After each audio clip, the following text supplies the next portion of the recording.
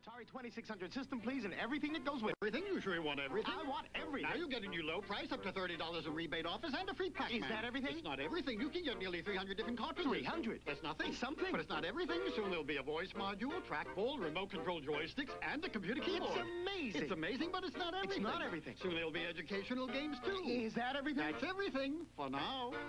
For now? The Atari 2600. Now get up to $30 in rebate offers, plus a free Pac-Man.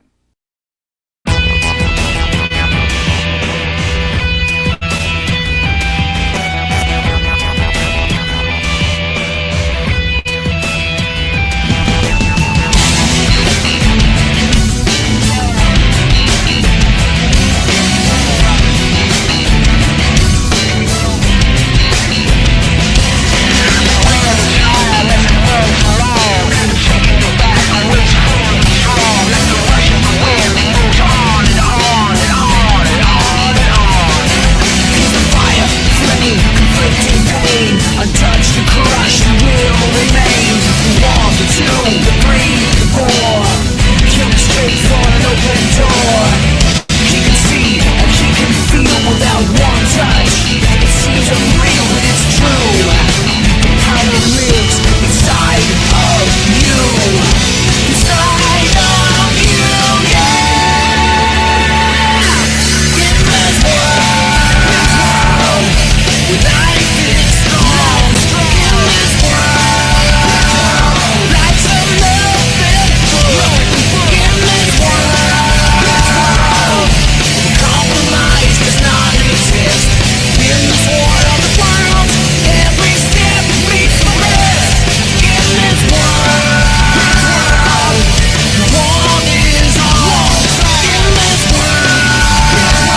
Never be the fall in this world. Compromise does not exist in this war of the world. Every step leads to rest.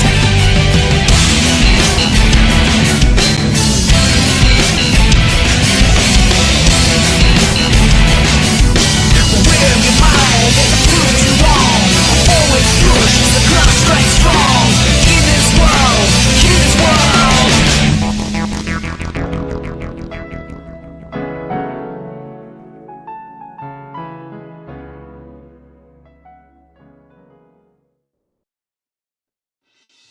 World are you doing anyway? Caleb here, welcoming you to another episode of Gaming Through the Ages, the show where we explore and analyze games and their arts and their development in chronological order, unless the game franchise specifies us to do otherwise. And we're almost done with 1983. In fact, tomorrow's our last show with 1983. I think we do have one game from 1984 tomorrow, but all the rest of the games are from 1983, so we're very close to the end. Really would probably say the true Atari era. Yes, we did have the ColecoVision and the Intellivision. We are not playing through those games, but I'm hoping if you caught some of the 5200 games, the ColecoVision and Intellivision were along those lines in terms of power. I don't think they were much different outside of maybe some exclusive games from the library of those games. I don't think I can really justify those being, say, a true evolution of gaming, considering what the controllers were, which was basically a joystick, a couple buttons, plus a number pad. And like you look at what we saw, what we're going to see starting in late 1994, going to 95, 96, with first off the Nintendo Entertainment System, the Lair, the TurboGrafx 16. Those, and even the Sega Genesis later on, those were true evolutions of the game controller, and thus also true evolutions of gaming prowess. So you're going to see things start to step up once you get out of 1983. Hold on. We're going to see things step up tonight, as we have the first QuickTime arcade title, where all the cutscenes are animated, and you have to press certain buttons to perform tasks, or you get killed. And there's a little interesting backstory to it. So I'm looking forward to exploring that with you and then playing through the game. That will be the highlight of tonight's stream. But first off, today is October 11th, the year of our Lord 2024. And today happens to be, we get to the Friday, International Day of the Girl Child. It's my party day. National Sausage Pizza Day. General Pulaski Memorial Day. It's Yom Kippur Eve. Double Ninth Festival. Southern Food Heritage Day. World Egg Day. Vet Nurse Day. Those are our holidays. Some very notable games was released on this day, on October 11th. The first of which being Mortal Kombat Trilogy for the PS1, 28 years ago on this day. 25 years ago today, this game turns a quarter century old. Jet Force Gemini, originally for the Nintendo 64. Paper Mario, The Thousand Year Door, that was originally released for the GameCube 20 years ago today. Remember, the remake was released earlier this year, but the original turns 20 today. LA Rush was released on this day 19 years ago. Romancing Saga was released on this day 19 years ago. Shin Megami Tensei Digital Devil Saga 2 was released on this day 19 years ago for the PS2. Ace Combat Assault Horizon was released on this day on the PS3 and Xbox 360. Dead Rising 2 Off the Record was released on this day 13 years ago for the PC, PS3, and PlayStation 3. Forza Motorsport 4 was released as an Xbox 360 exclusive 13 years ago today. On the same year, on this day, Go Vacation was released as a Wii exclusive. Project X Zone, released on this day in Japan 12 years ago. Gears of War 4 was released on this day 8 years ago. And WWE 2K17 was released on this day 8 years ago for the PS3, 4, Xbox 360, and 1. And finally, F-Zero Climax for the Game Boy Advance was released on this day 0 years ago today. I believe it's a digital exclusive on the Nintendo Switch Online service. I don't know if there's any physical cartridges outside of the imports. But that game is, yeah, that was a Japanese exclusive and is now available for the States in the first time. So, what are we doing today? I mentioned we're going through 1983. We're going to start off with a little game called Spy Hunter. I think it'll be, trying to remember what that game is, but I think that's the one where you're in a vehicle, you're trying to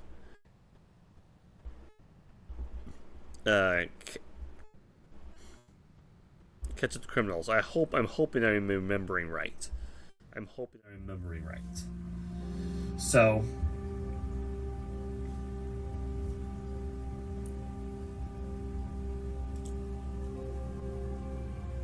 here we are.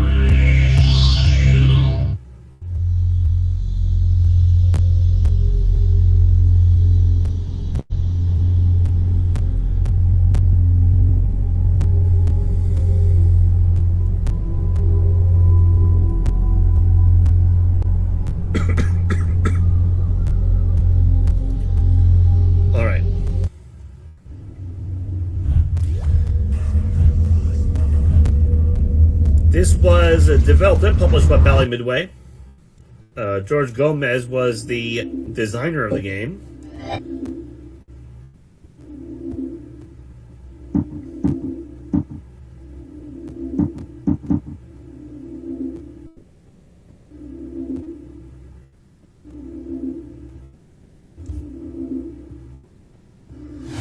history, shall we?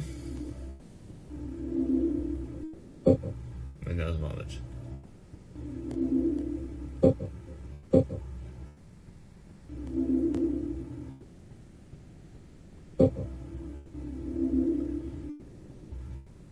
little bit of trivia.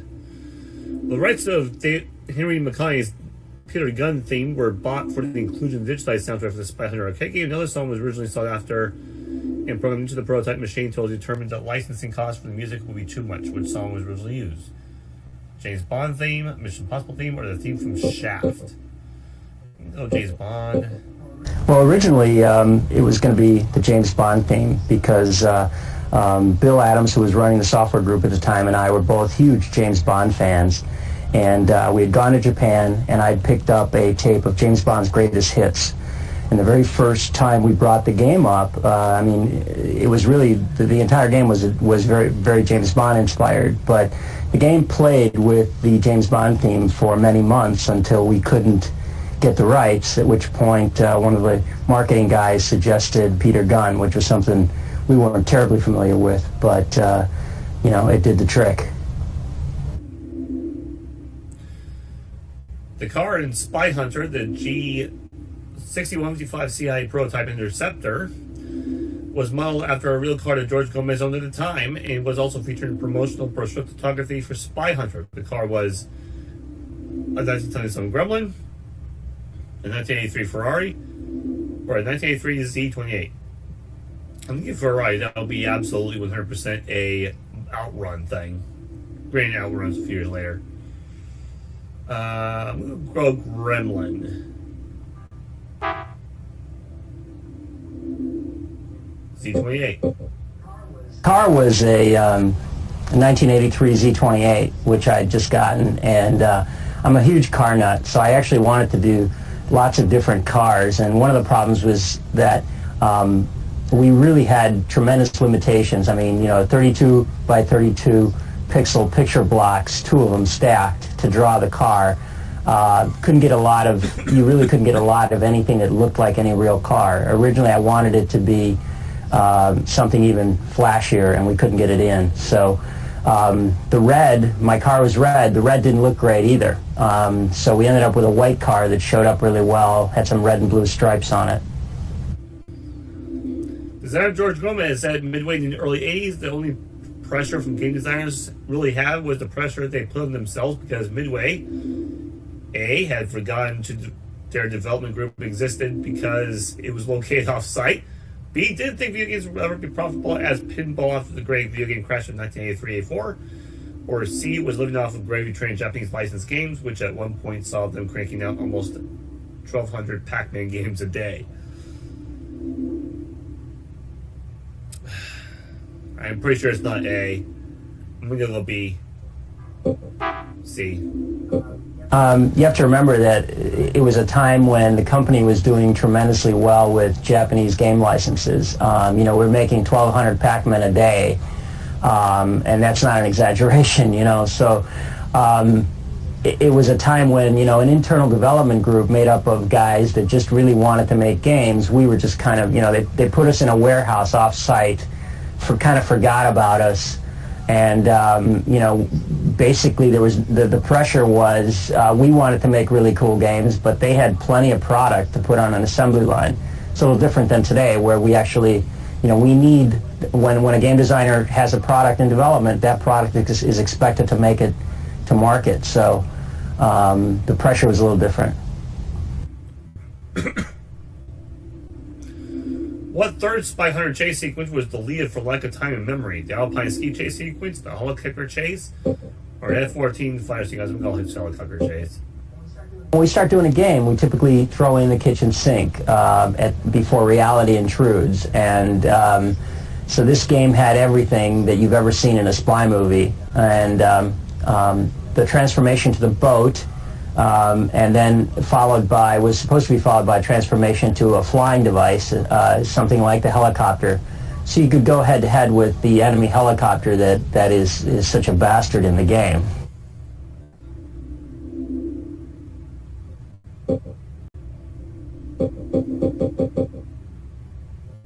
Okay.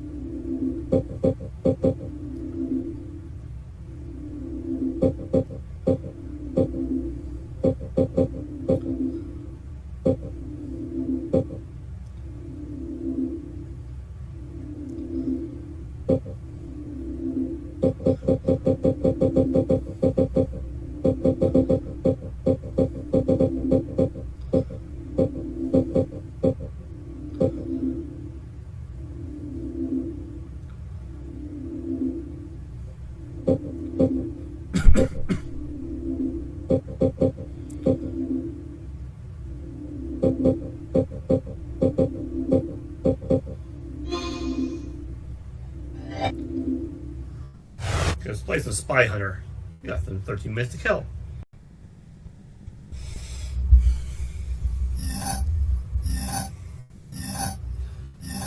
Remember, I know it's a GameCube controller and I'm using the knockoff Hori pad.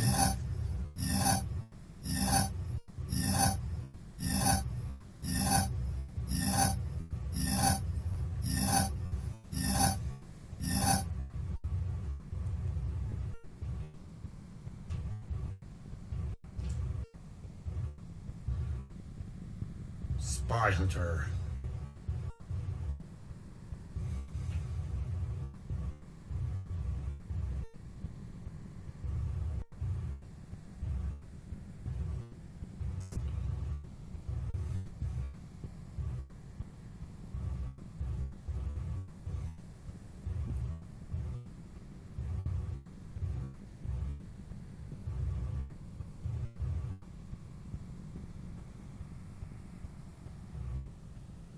Never to be trusted.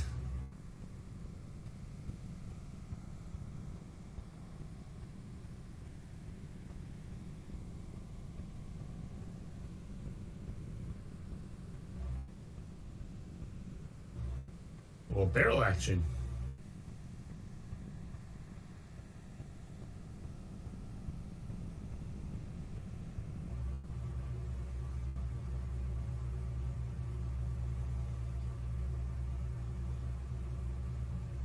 The Mad Bomber.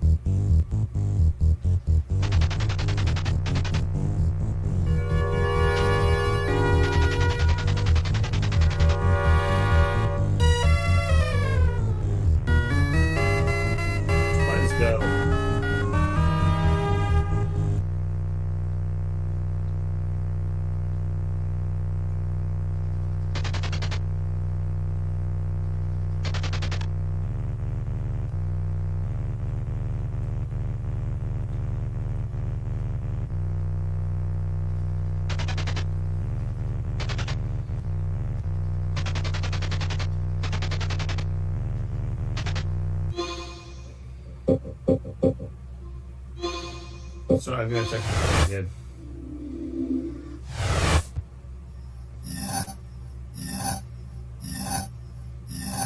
Uh-oh.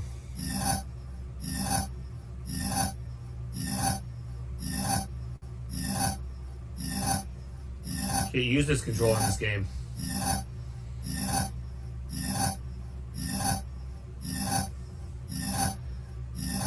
We'll have to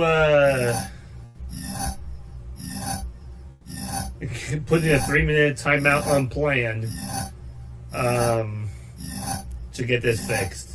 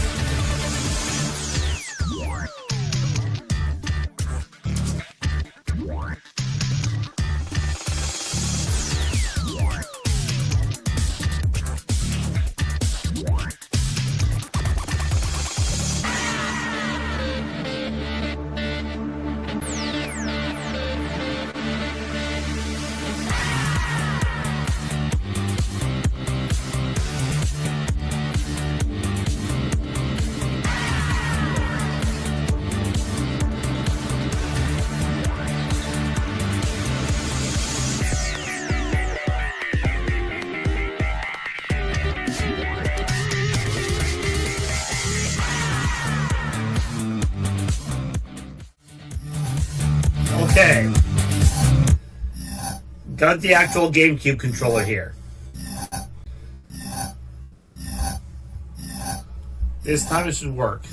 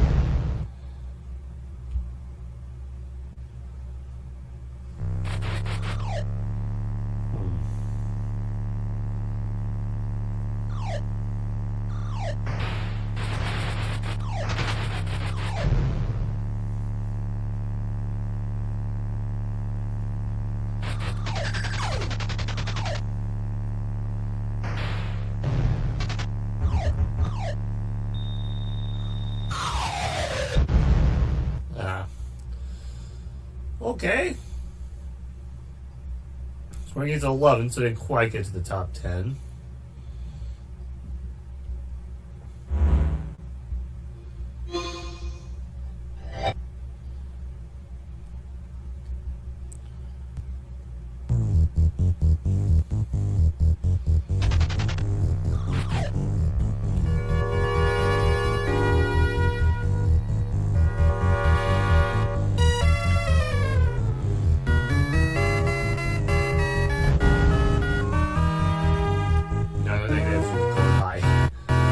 Man, that is ultra.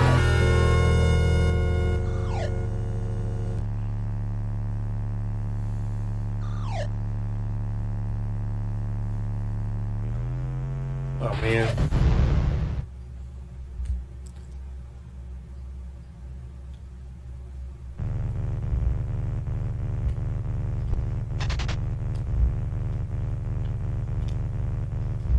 Where am I going?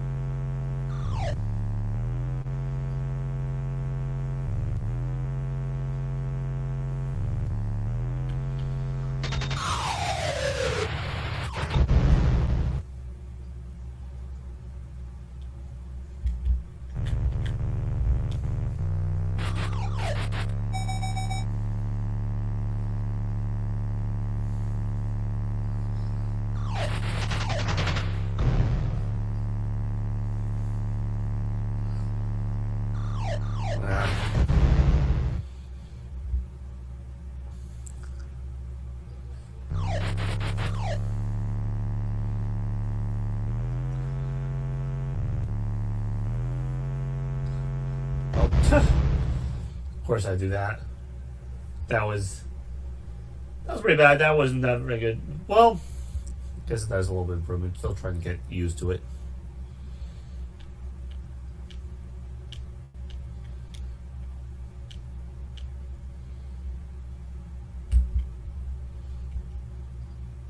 No.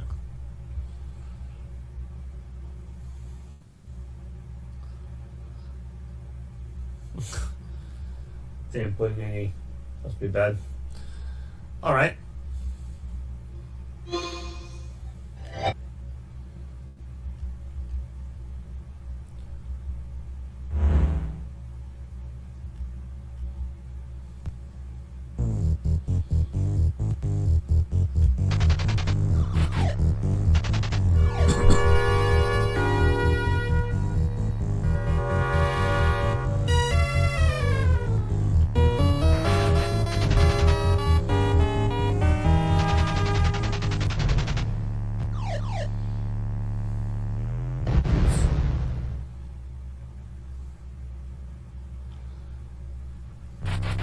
So much risk going high.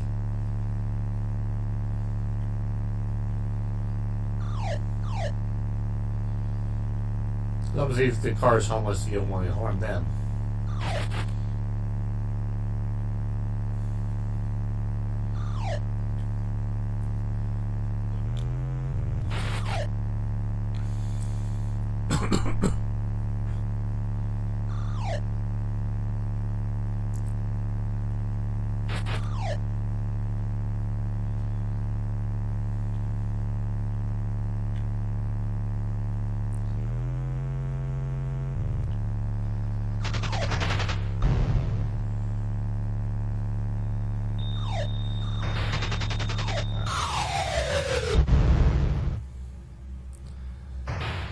Needless to say, I don't think I've mastered this quite yet. Yeah, I think I just realized I was getting this game a little bit confused with Road Blaster. So I was thinking of that game. And I'm like, quite what I thought was, oh, it's not that.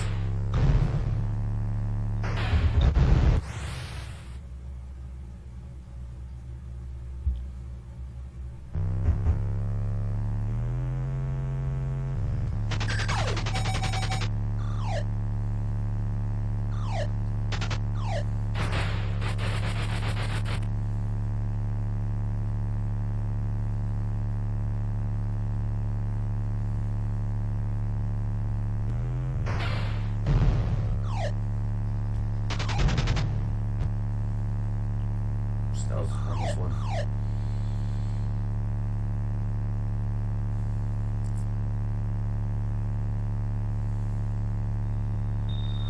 How did that get me? Just bummed me. Oh. Okay, that was cheap. Did not see him coming.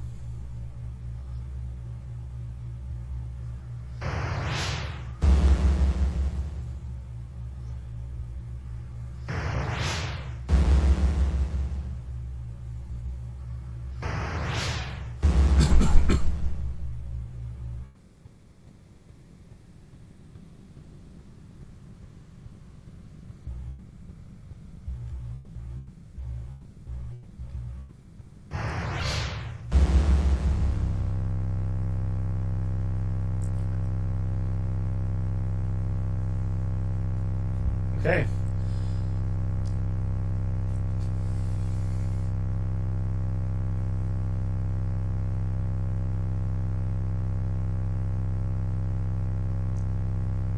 So, ladies and gentlemen,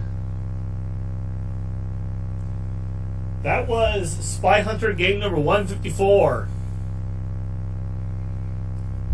No, excuse me, game number 153. Game number 154 is next, which is Dragon's Lair. And I've been spending quite a bit of time in that one, so give me a few moments and let's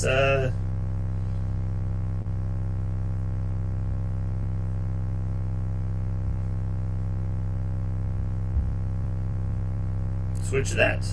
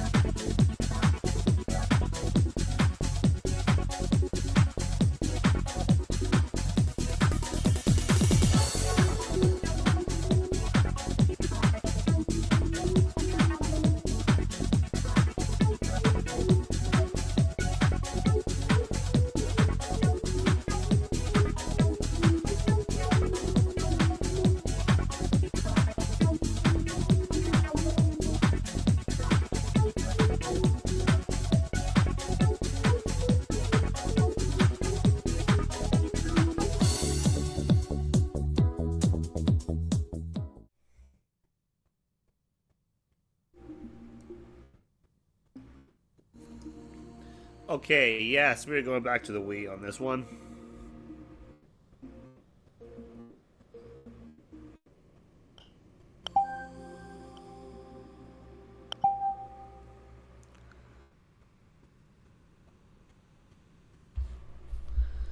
And, this one has a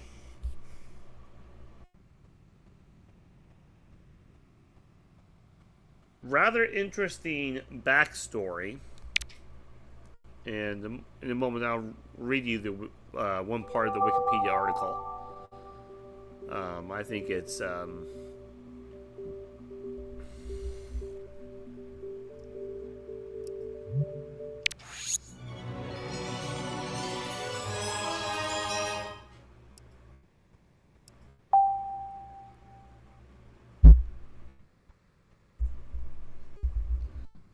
So this is Dragon's Lair. Began the concept by Rick Dyer, president of Advanced Microsystems, which later became RDI Video Systems. A team of game designers created the characters and locations and then choreographed Dirk's movements as he encountered the monsters and obstacles in the castle. The art development at AMS created storyboards for each episode as a guide for the final animation. Dyer was inspired by the text game Adventure.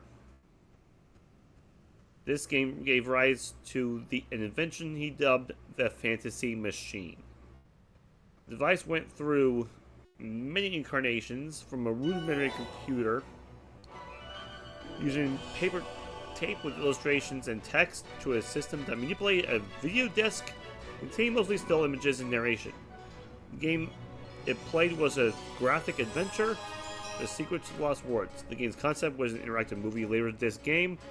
It was inspired by Sega's Astron Belt, which Dyer saw at the 1982 MLA show.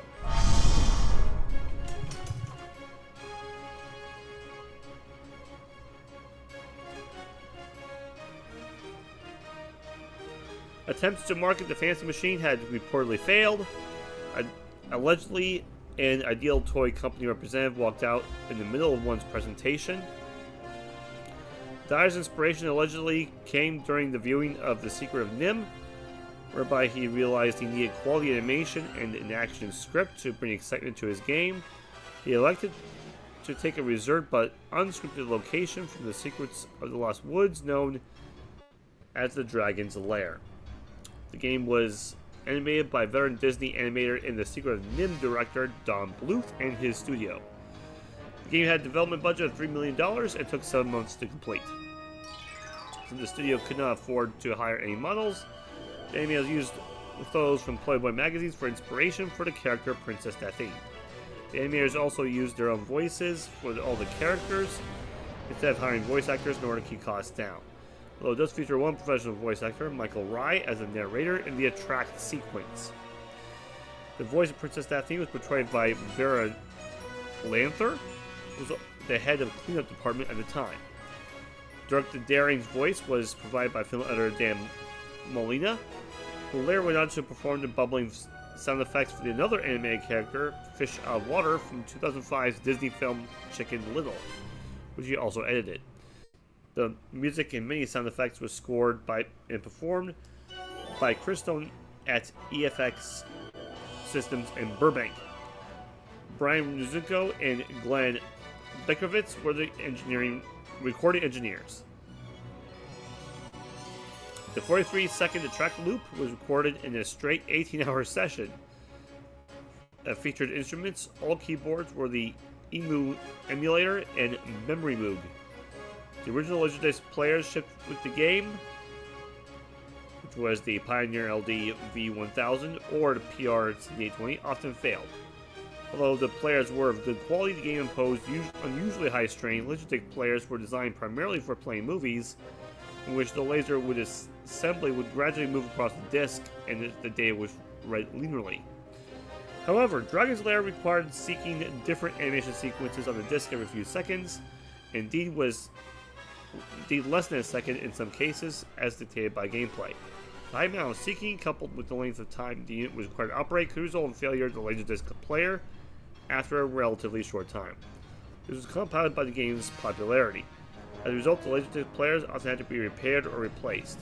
The life of the original player's gas laser is about 650 hours.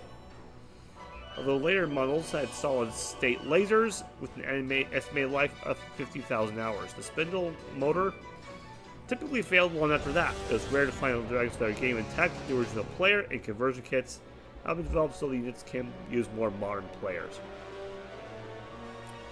The original USA 1983 game used a single-side NTSC laserdisc player manufactured by Pioneer. The other side of the disc was metal-backed to prevent bending.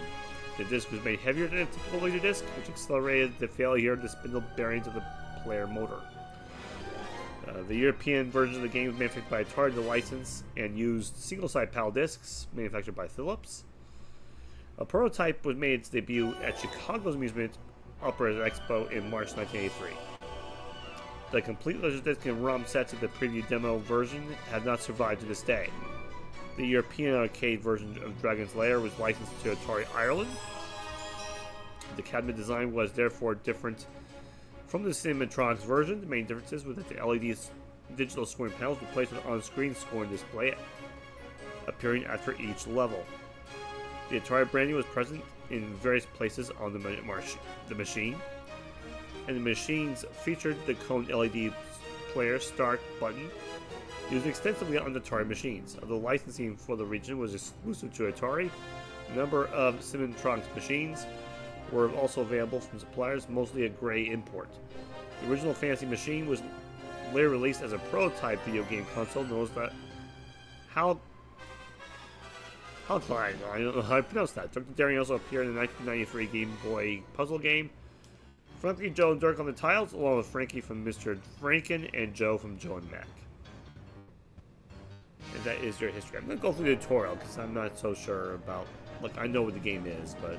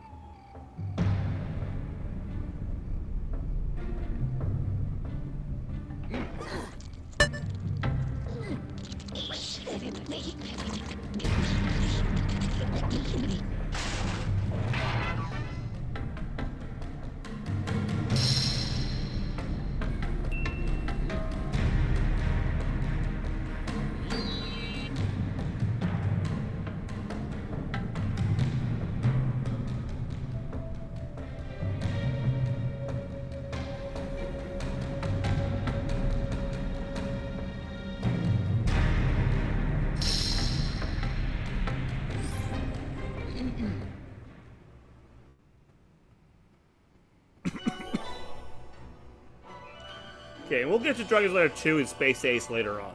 We're not there yet. So right now, we're just going to focus on Dragon's Lair.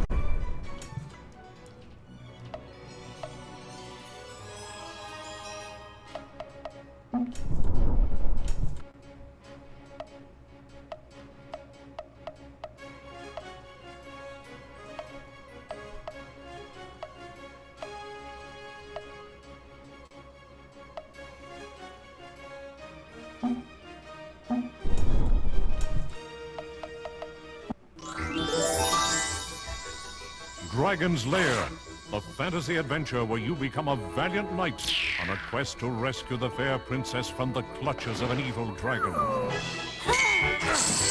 You control the actions of a daring adventurer finding his way through the castle of a dark wizard who has enchanted it with treacherous monsters and obstacles.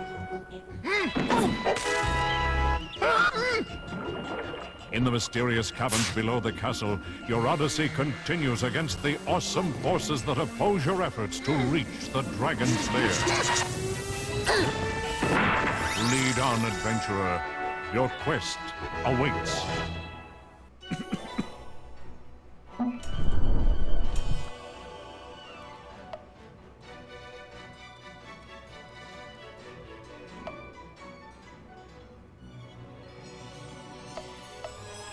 Too easy. I was going to do hard, but you know what?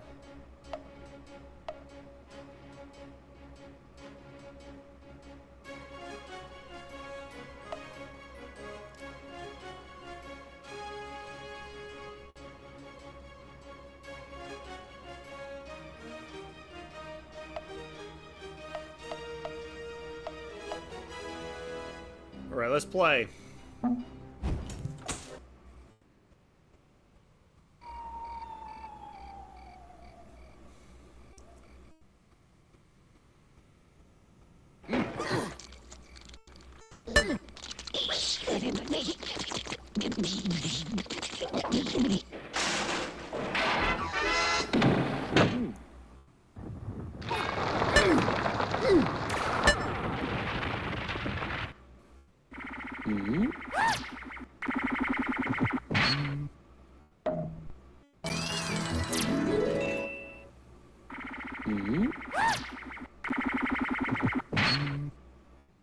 Ooh, it's punishing. I'm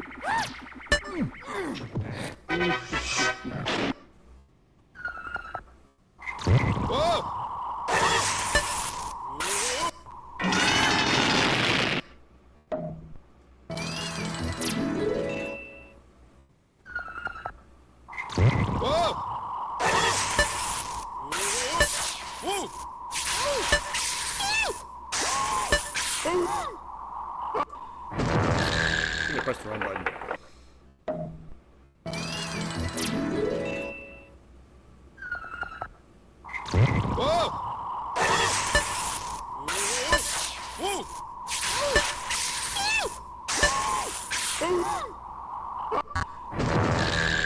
Absolutely wrong button on that one.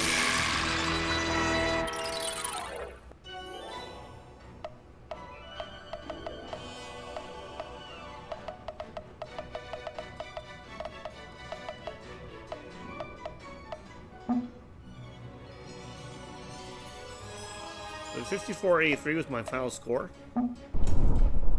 Okay.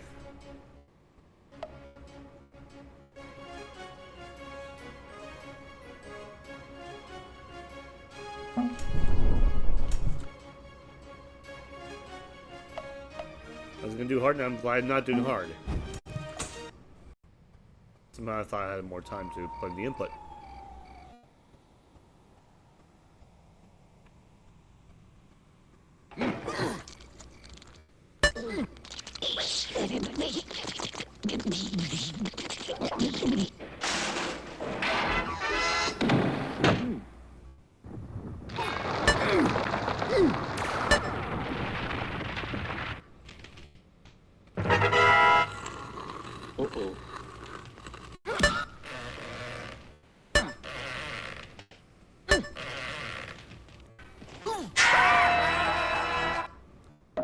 Alright, I know no idea how I missed that.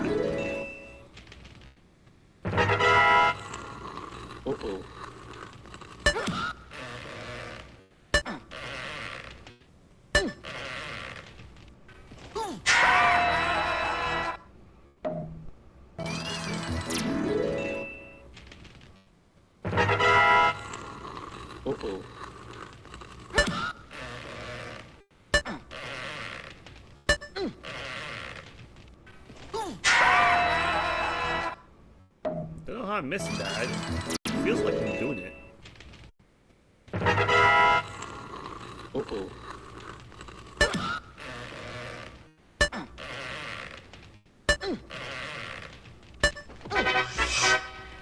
Finally.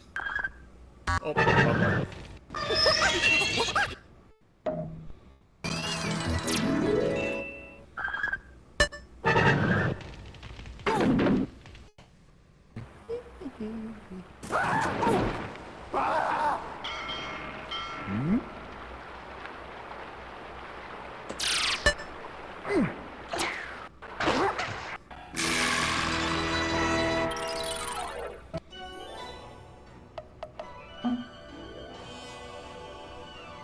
I think I did worse.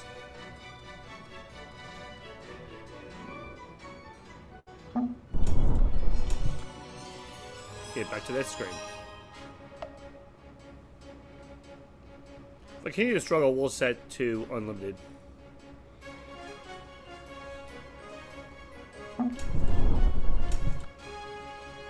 This, I believe, was the first arcade game that took 2 quarters instead of the usual 1.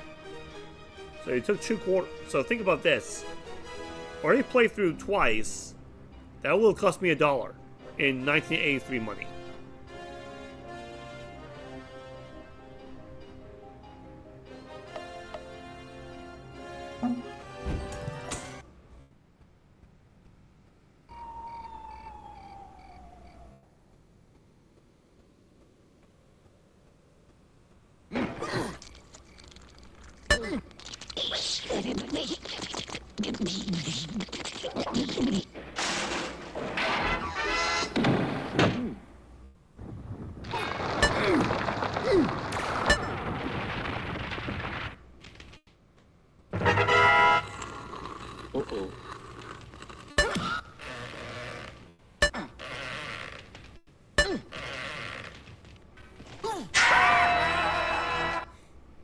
Still sure I did it.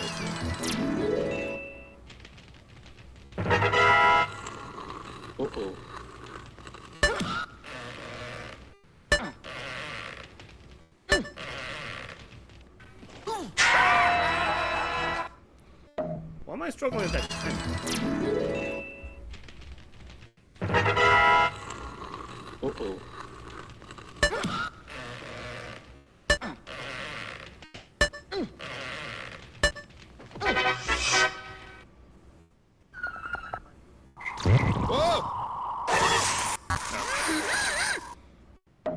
I mean...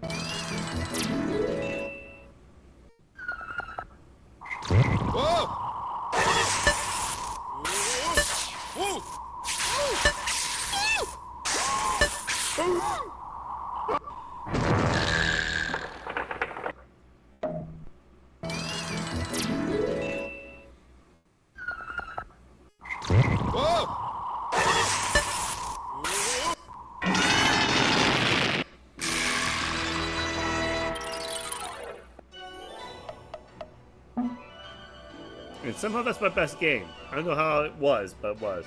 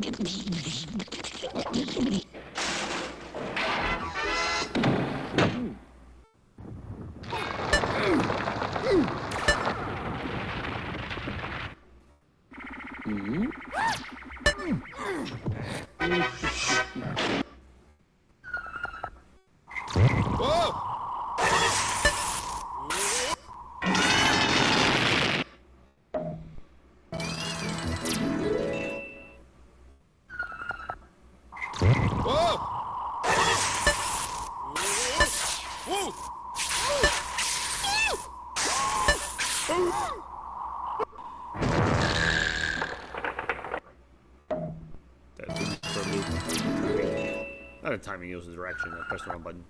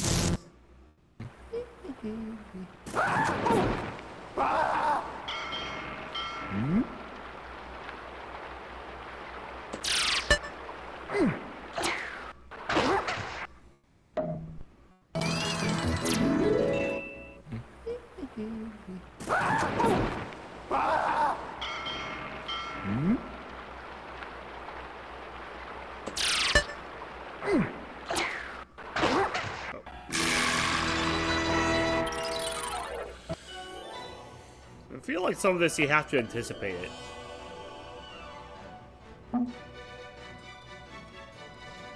By far my best game. So I am getting progressively better.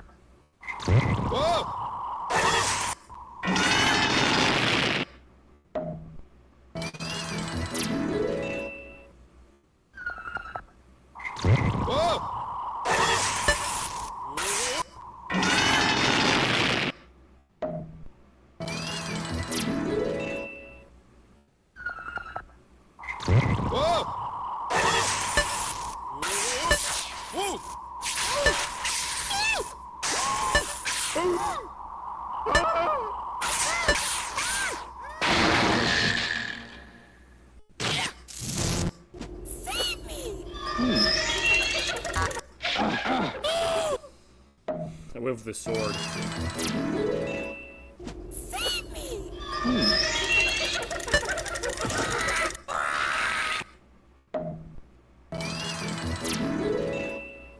Save me!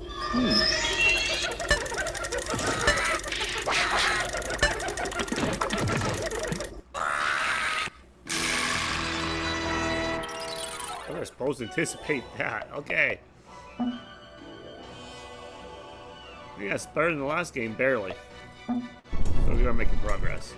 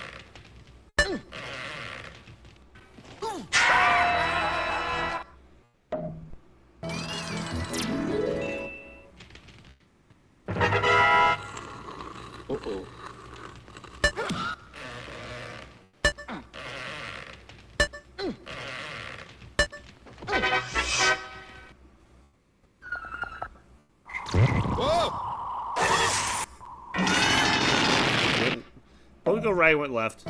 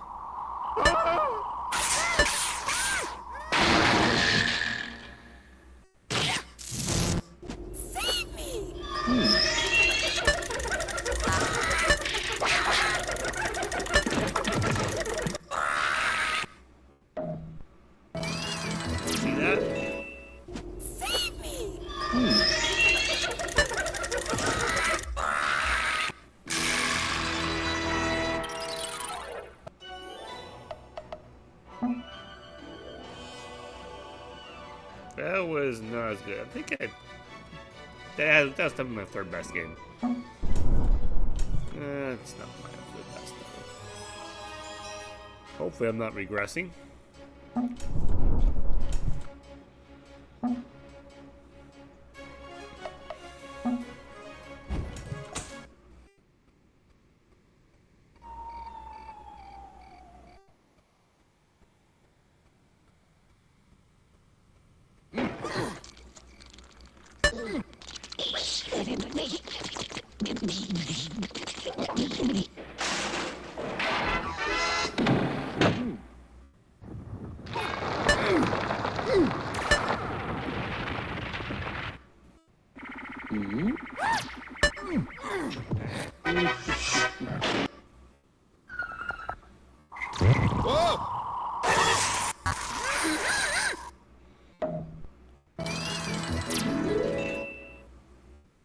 Wrong button again. Whoa! Right.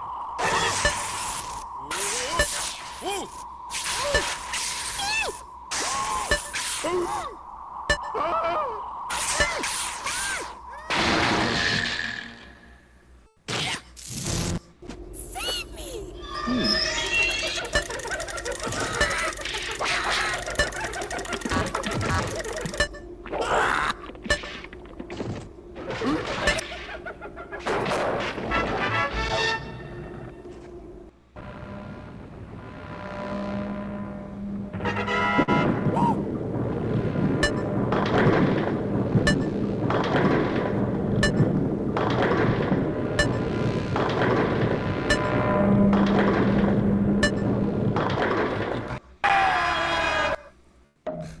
I'll wait till the last one. You're doing so well. I have to do this whole thing over again.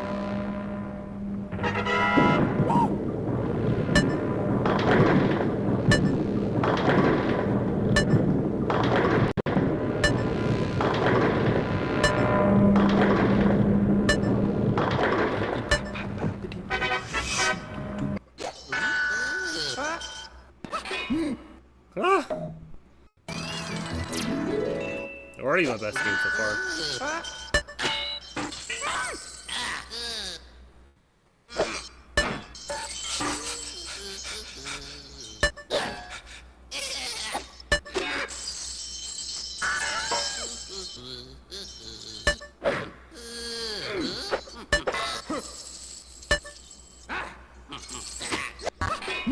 No.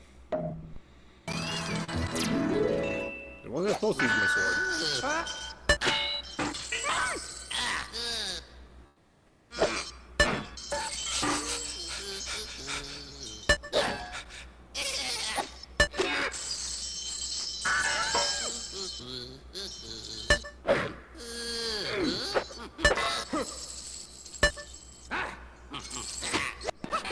No. Same mistake. Well, almost the same mistake. Well, that was game, but that was significantly farther. Oh my gosh, almost 40,000 points.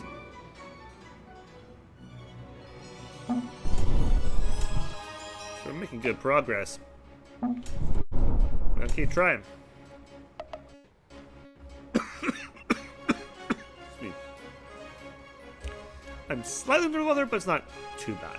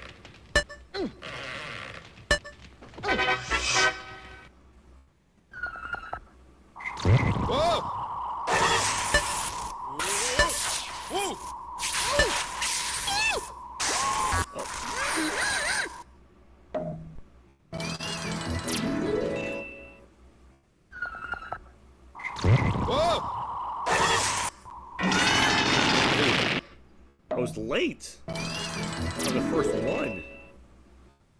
It's kind of bad. Oh, late again. Okay, I'm starting to get. Now I'm starting to regress.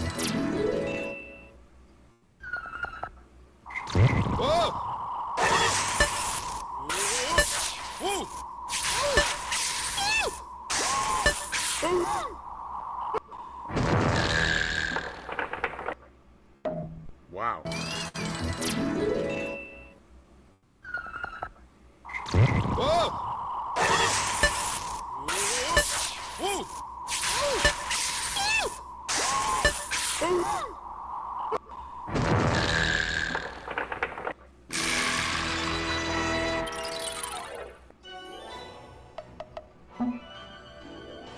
That was my fourth best game. I went from first to a distant fourth. Granted, my first one is a distant. Whew.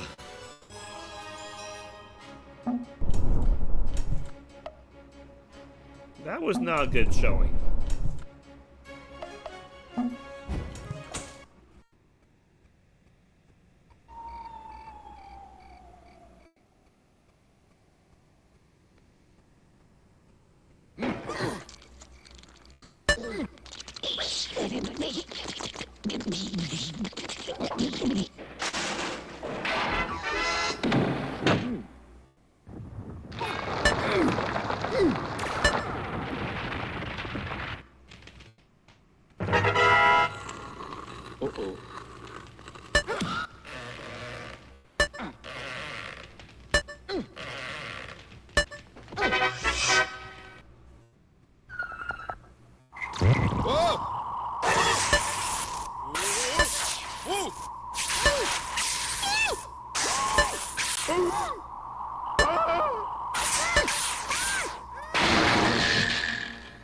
First try on that one.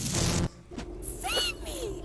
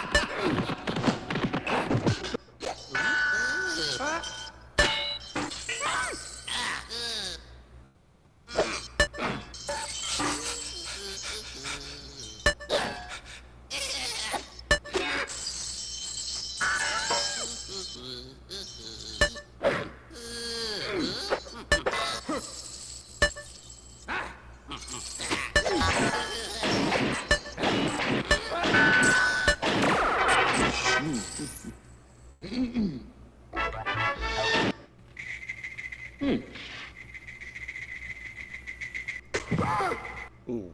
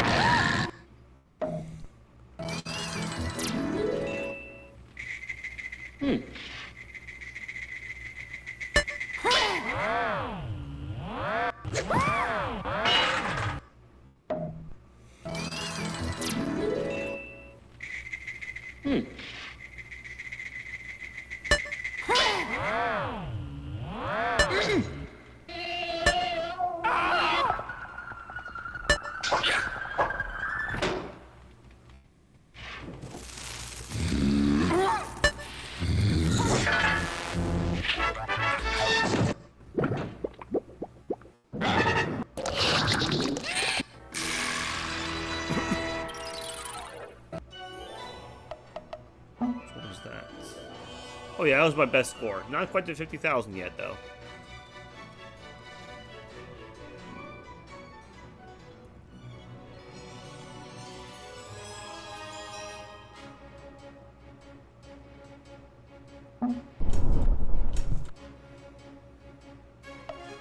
Let's try again.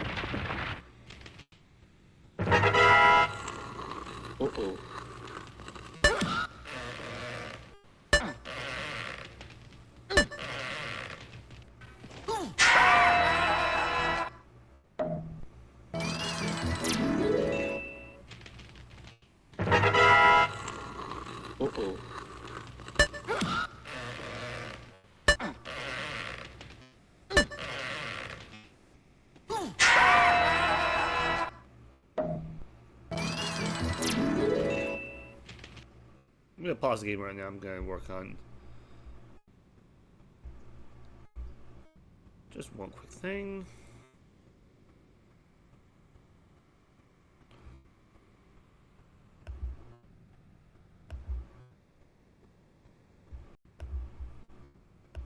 And then we're gonna say no and continue.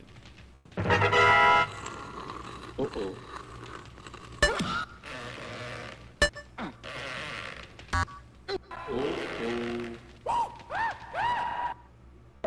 Man. I get frustrated when I get stuck in something I don't know what to do. Uh-oh.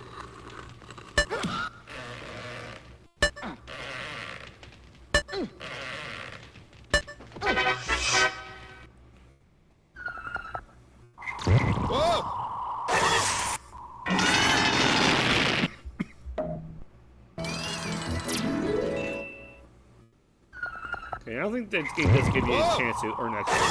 So, we put the rest of the way.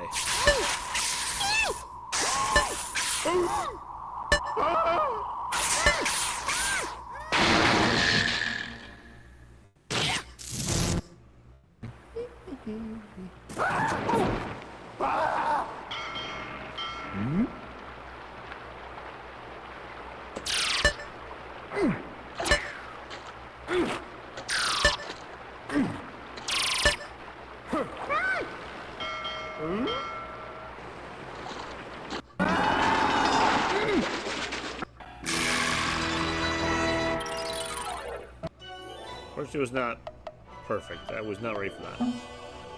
Okay. Not my best one.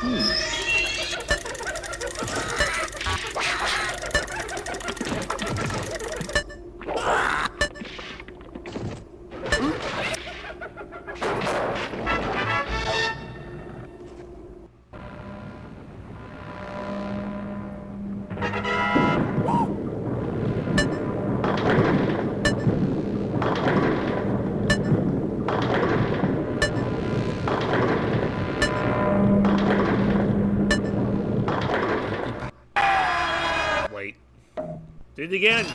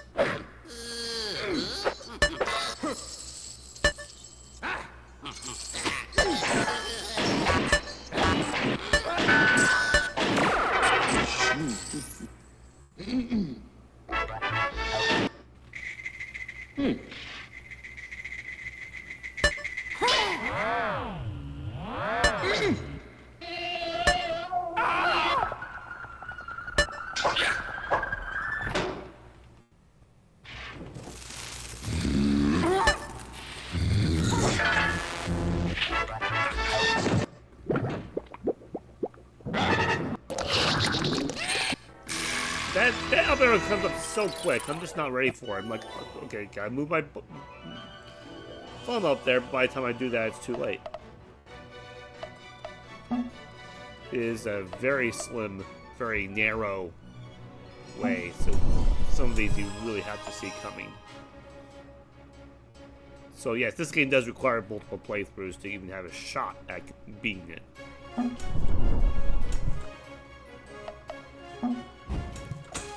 Does not hold your hand even on easy.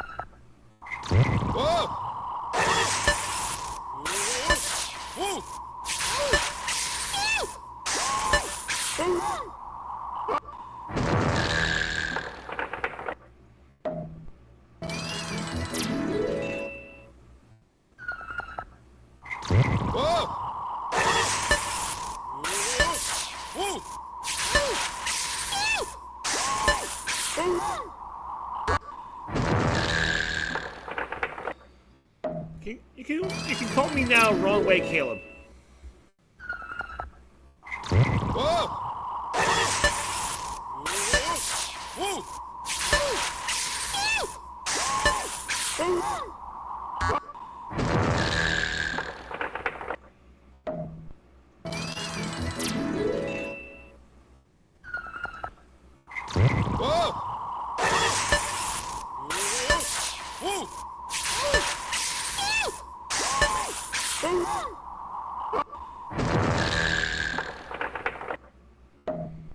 I'm fun.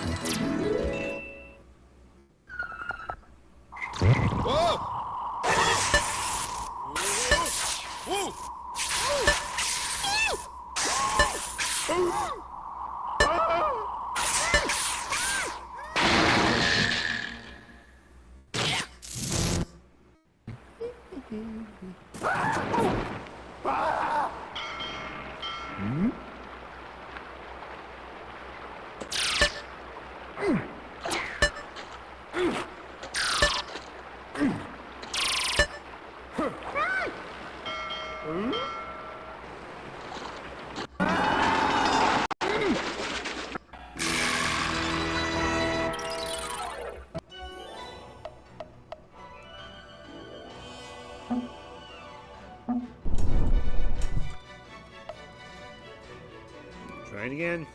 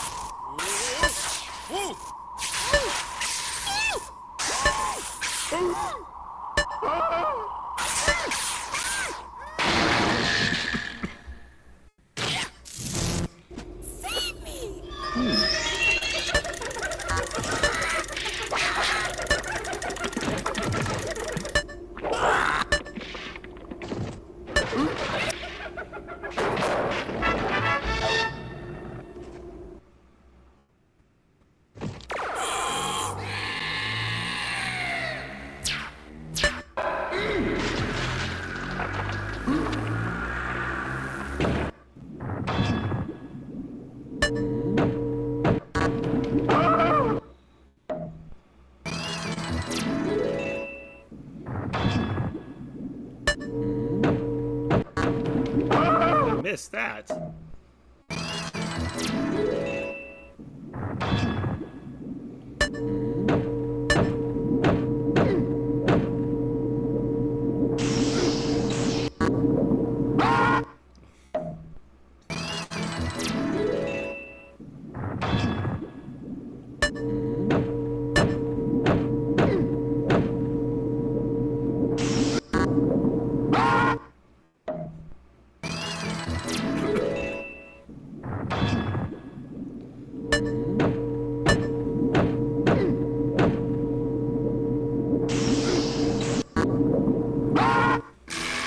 A narrow time for him to get a button press in.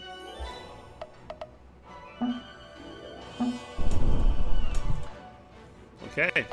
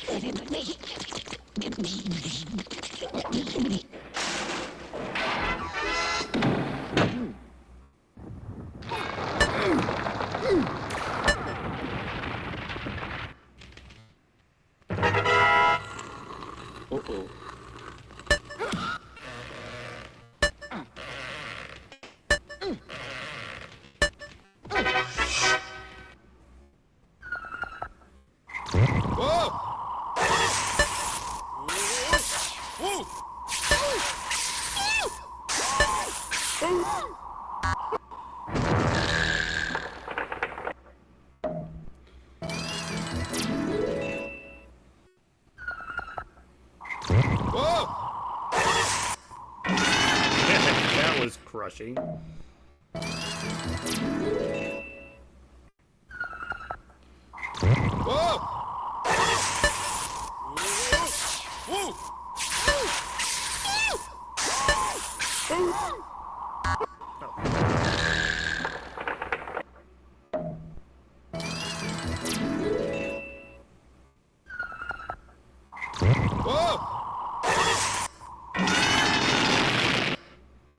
I've been crushed so many times you wonder if this was inspired by a Paramore song.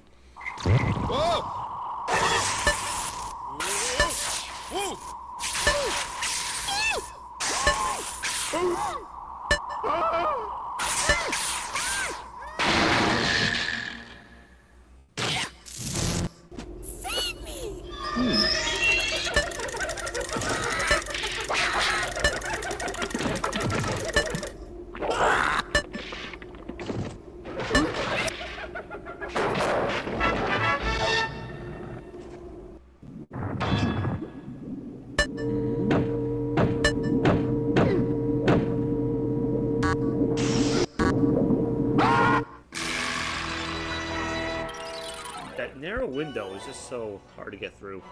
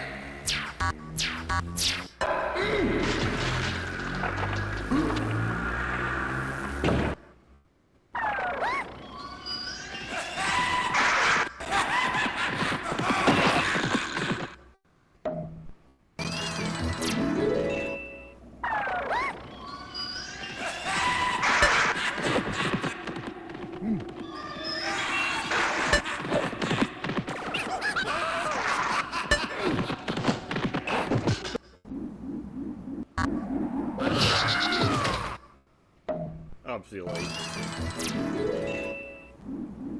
Oh, right again!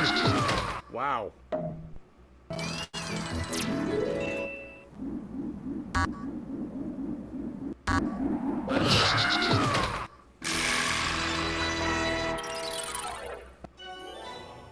That was gonna be a paid chance and they didn't catch it. Alright.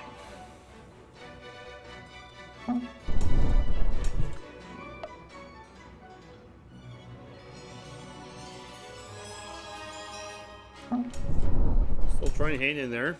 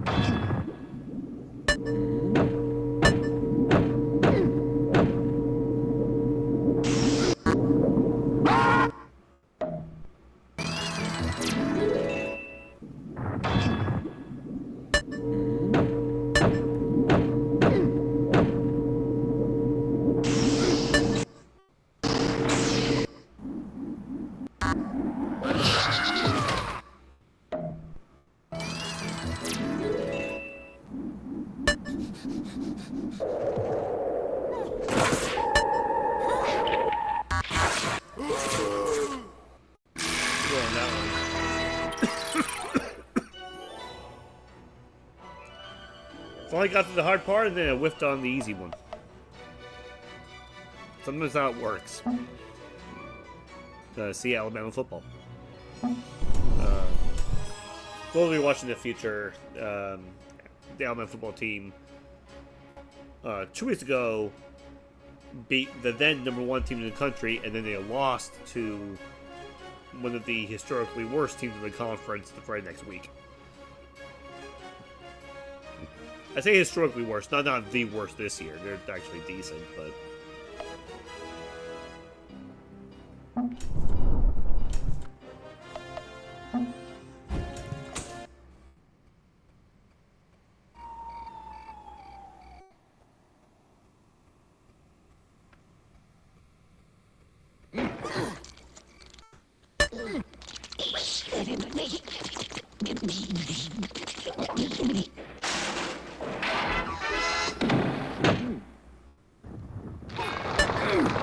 Uh-oh.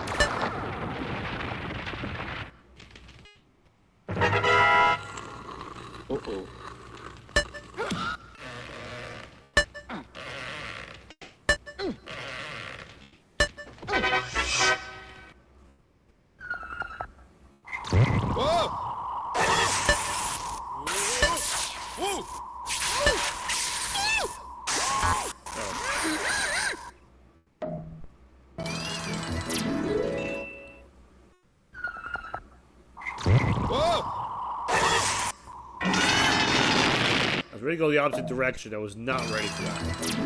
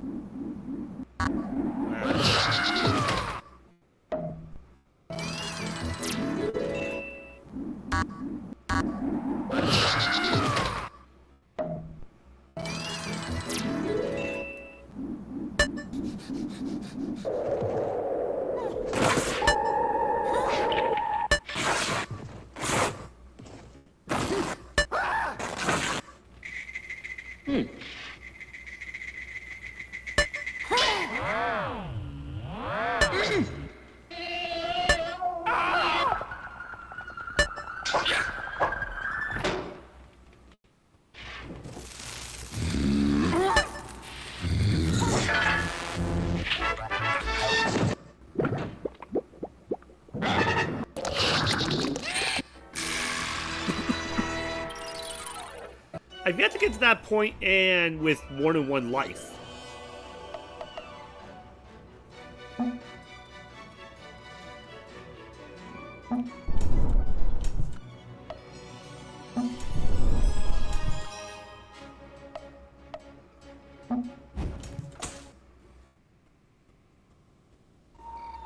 Start over again.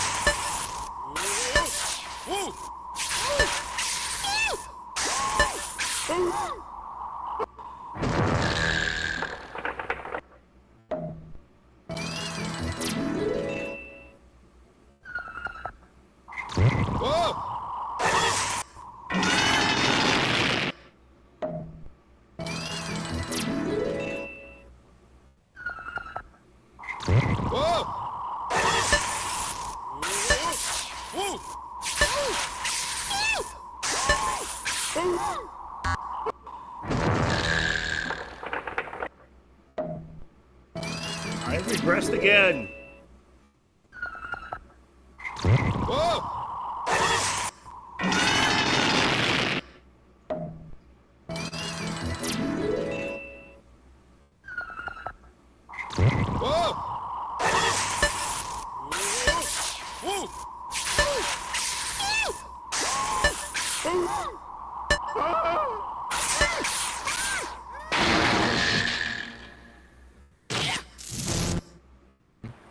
Of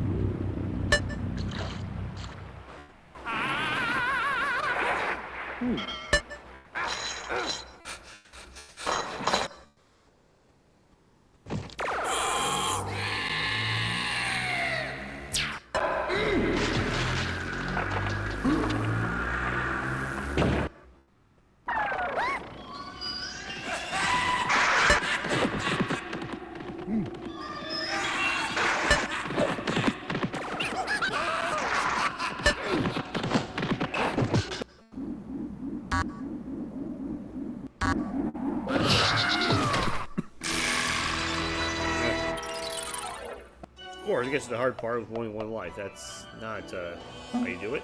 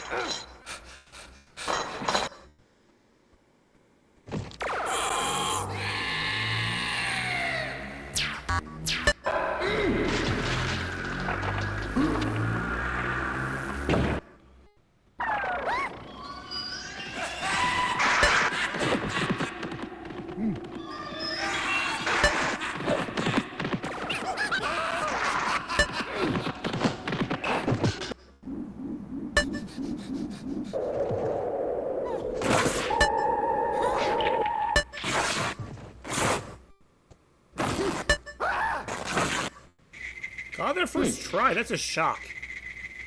I'll take it.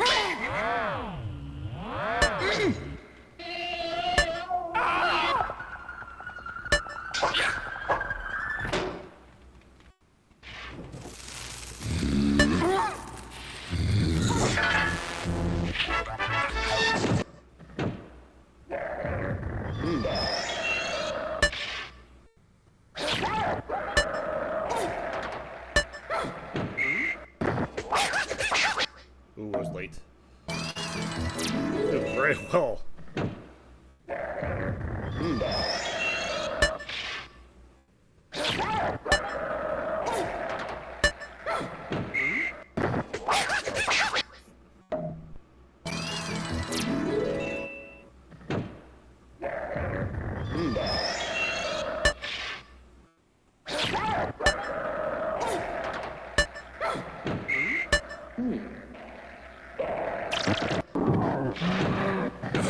I didn't see that prompt.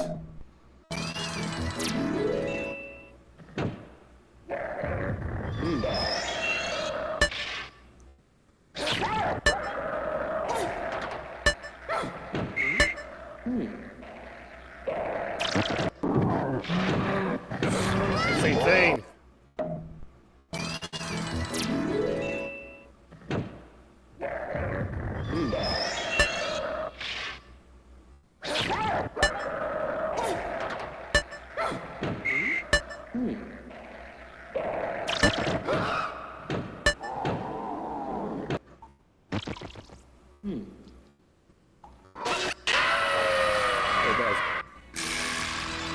Not giving me much of a chance to react. Granted, that was my first time in that one, so a little hard.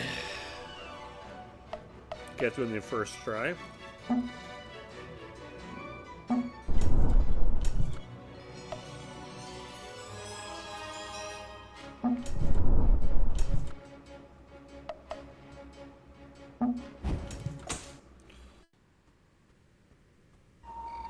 The way things are going, we probably will eventually start playing with Unlimited. At some point. Not now.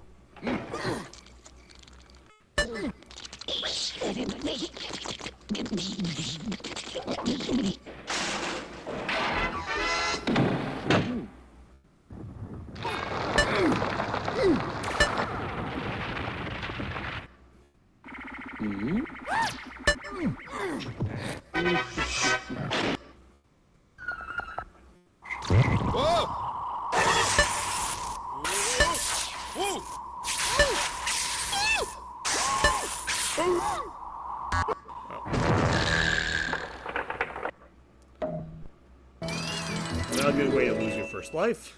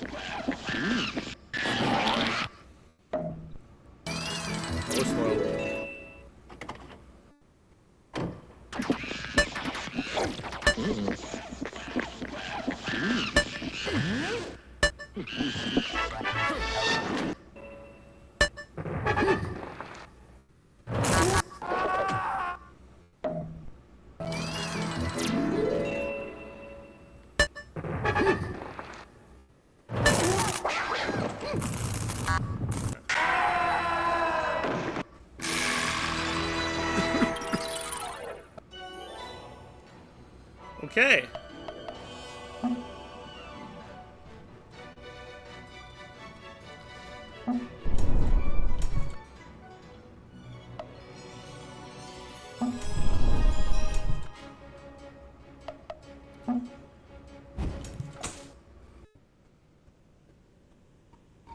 Still looking on the 5 lives. But we are getting further.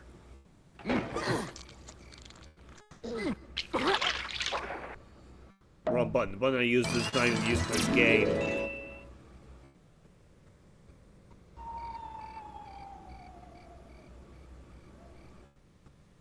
So I'm starting over, but now it's a 4-life game.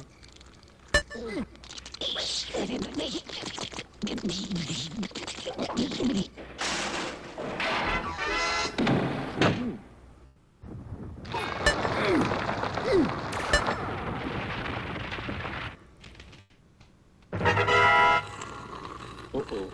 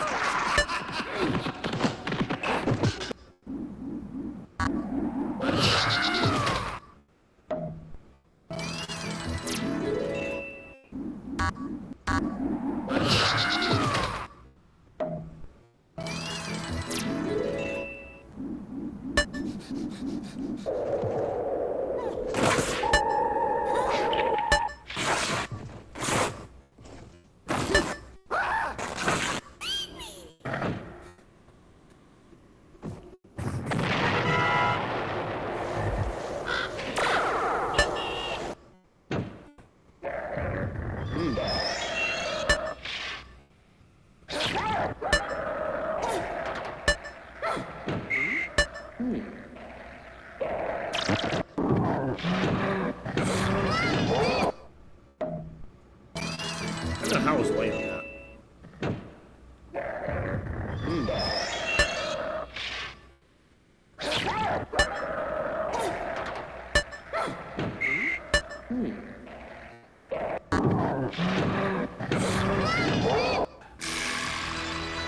Wow.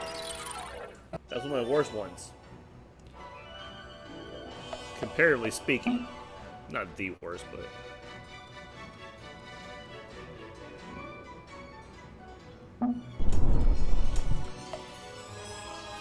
Back to the beginning, especially since I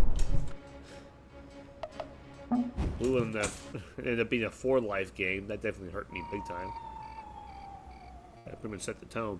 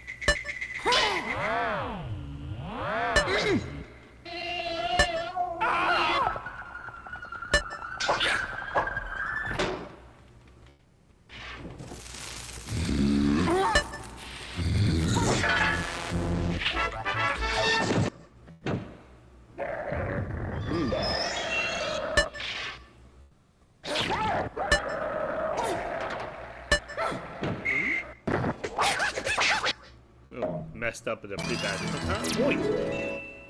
I'm gonna mess up there.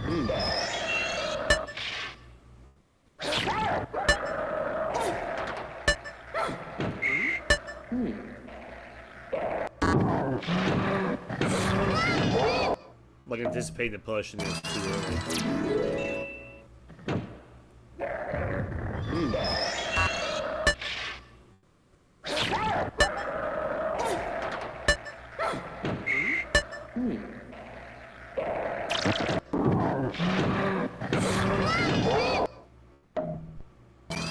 Man, not the timing.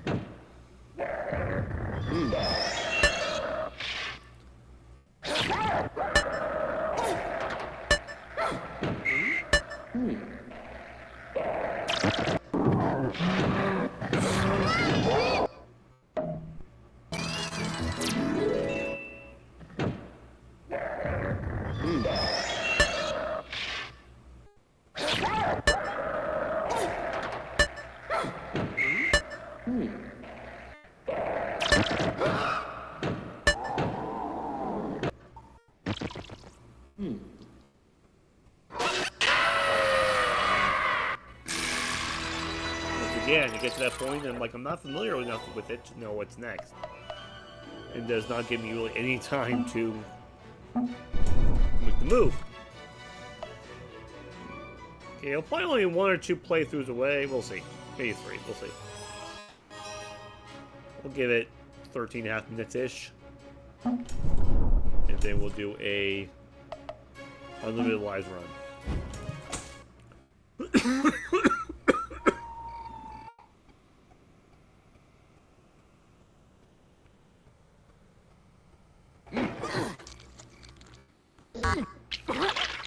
I did it again. Wrong button. On the very first one.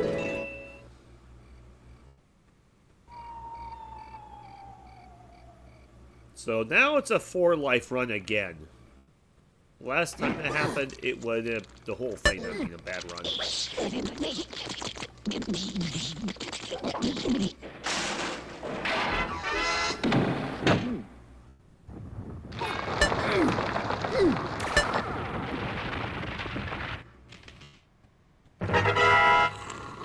Uh-oh.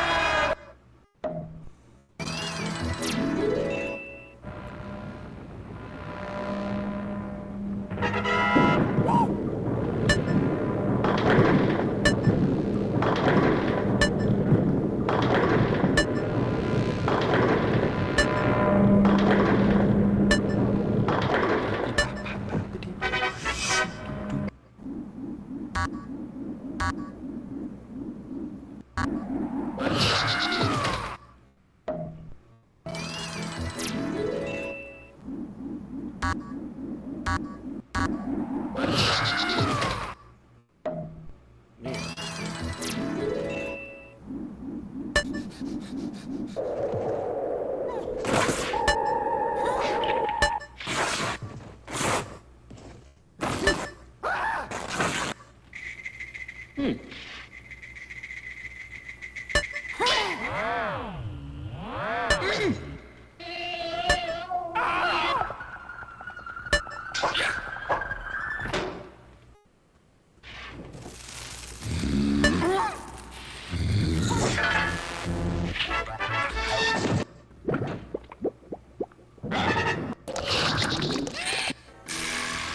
knew it was a direction.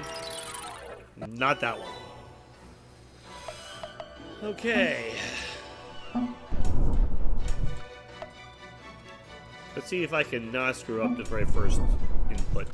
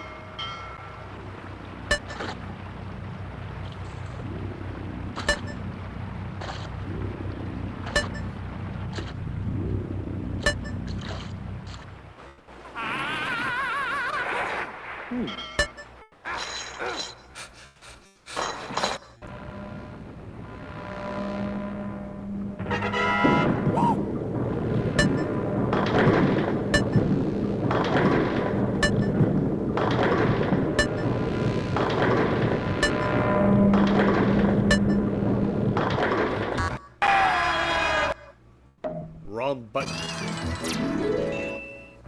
That could be costly, we'll see.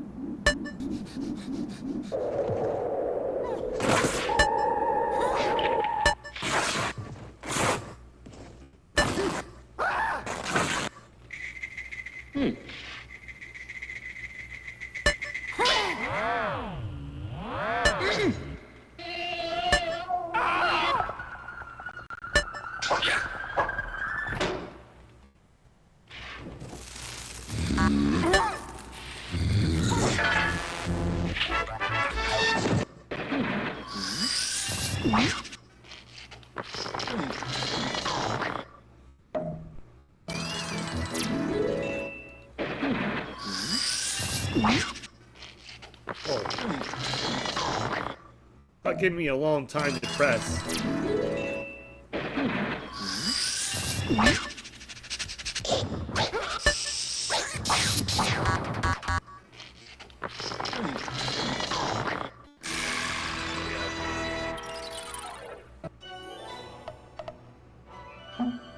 The snake. The snake didn't be in there. Hang on. My throat.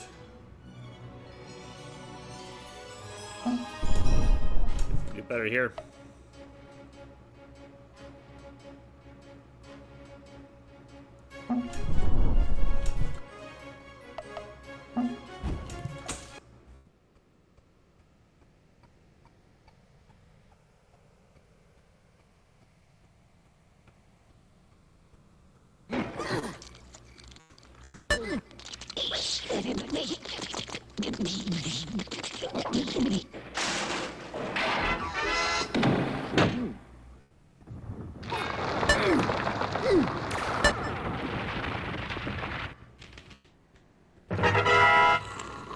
Uh-oh.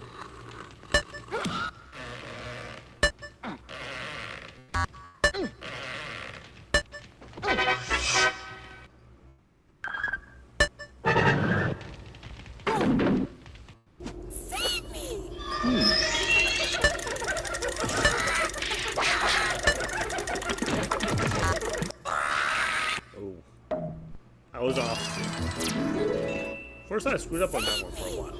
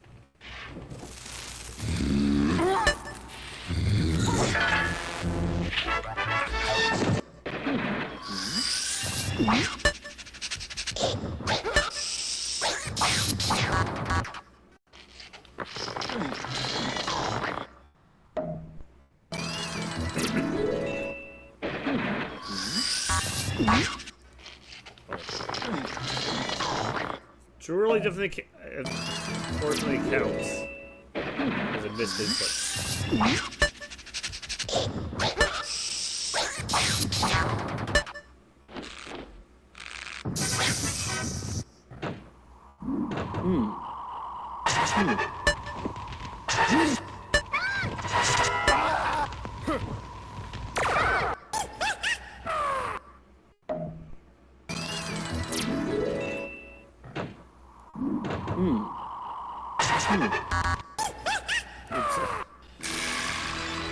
I pressed up, not right.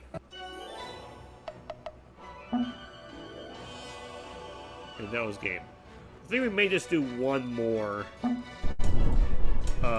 One with 5 lives, and then we'll go unlimited.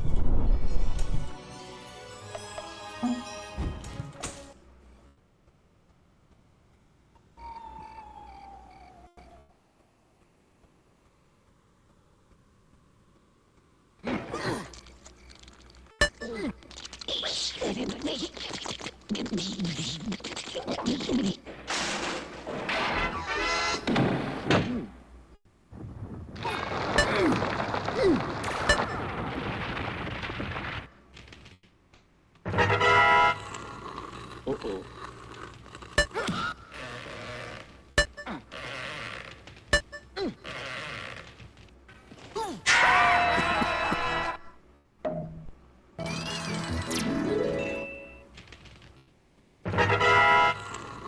Uh-oh.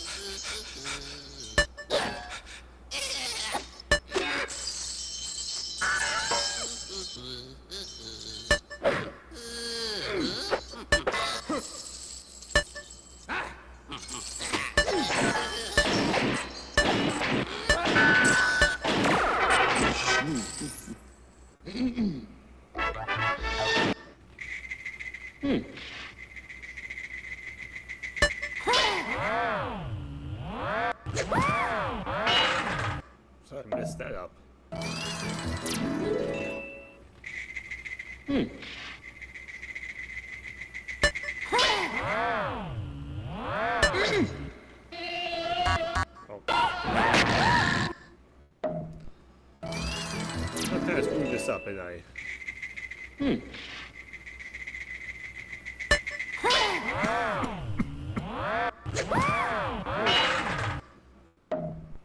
My conditioner would be there.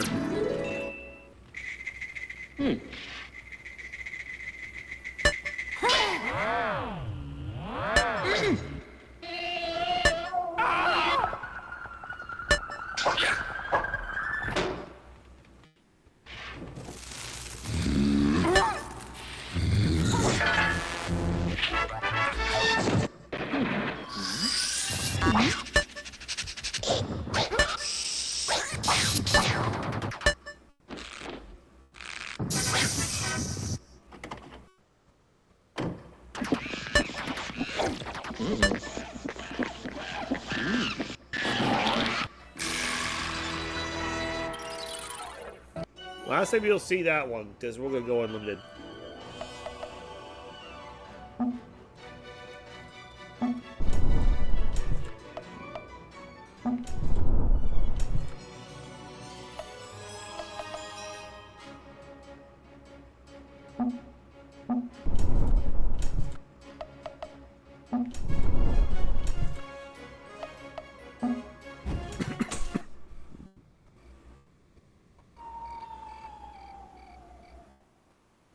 This time's for real. We'll play to the end.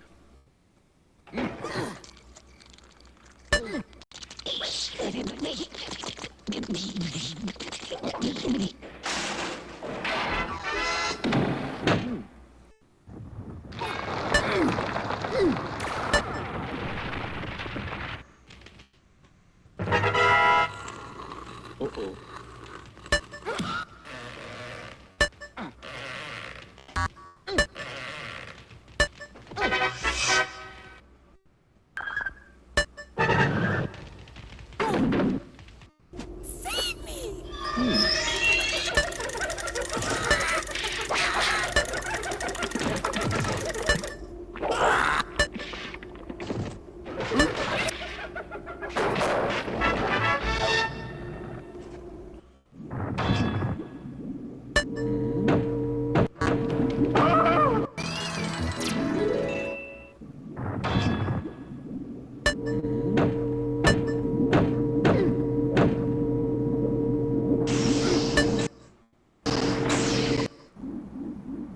First try. Okay, no threat of a game over.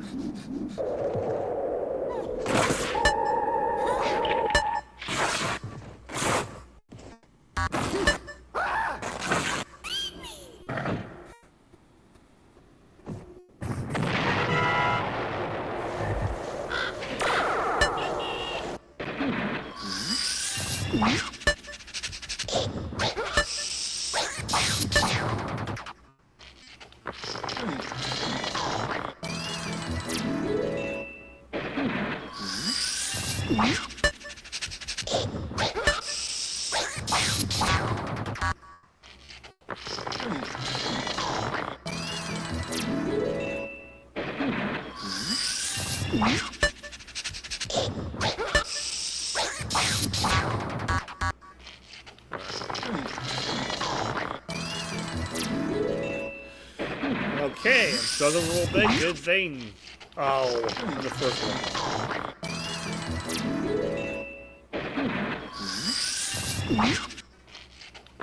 Just the timing again.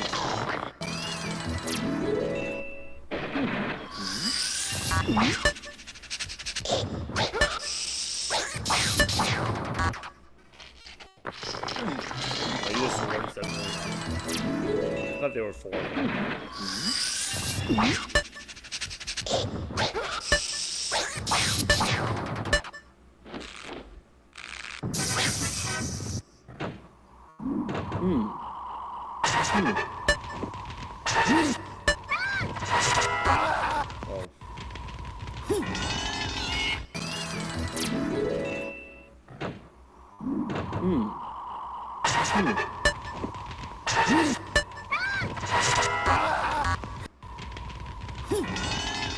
Same mistake.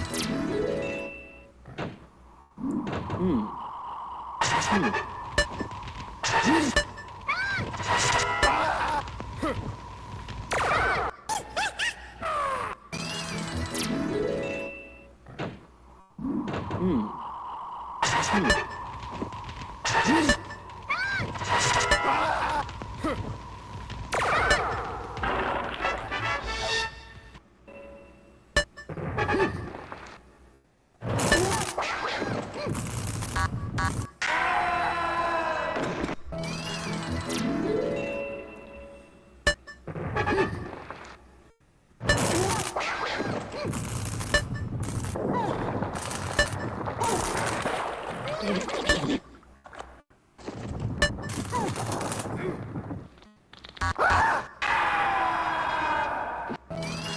jump cut there.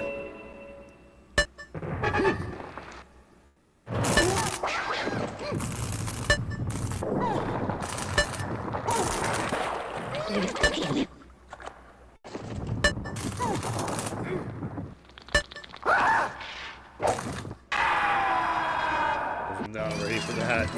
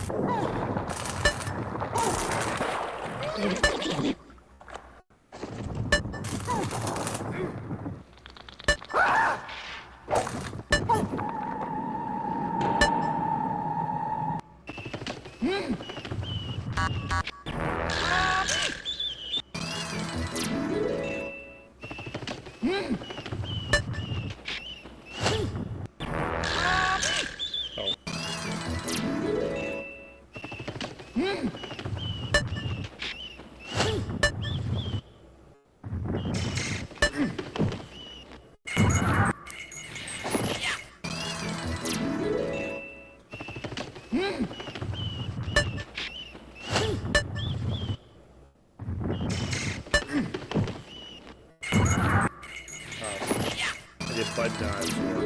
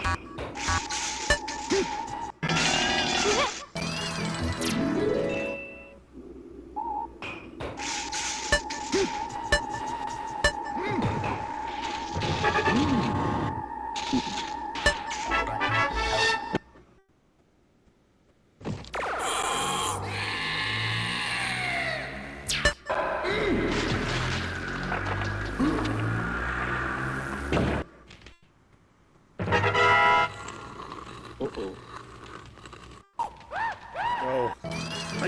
How do I blow that one up? I've done it so many times already.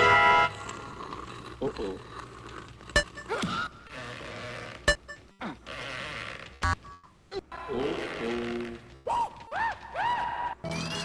Man. Uh-oh.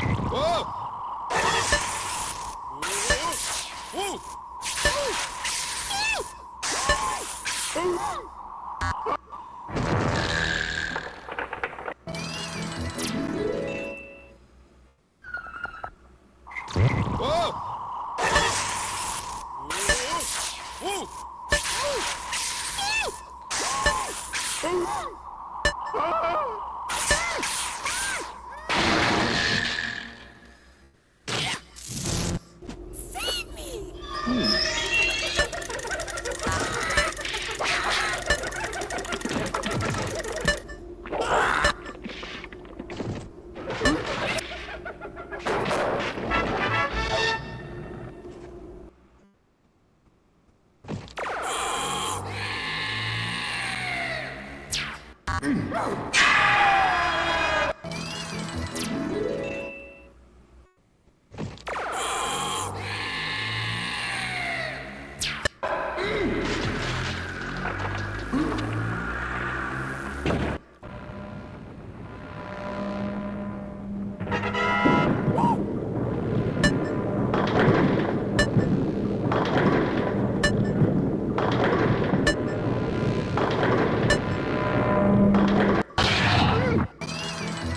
time I made that error.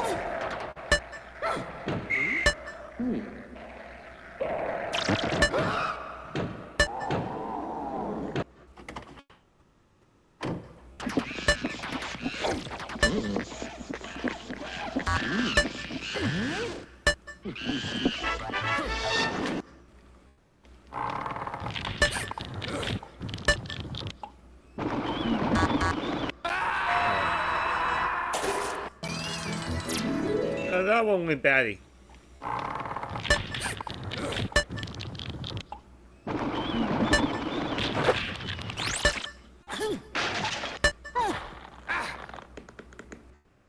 Save me!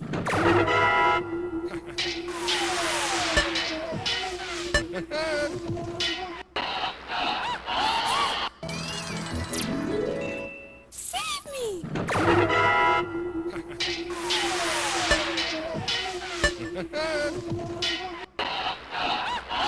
Up. Save me!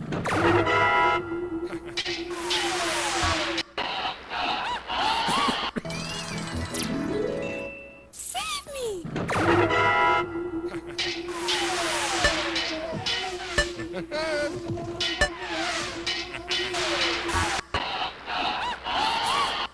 I get used to the pattern here.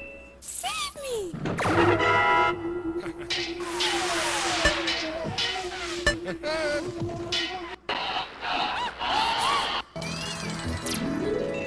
Save me! Save me!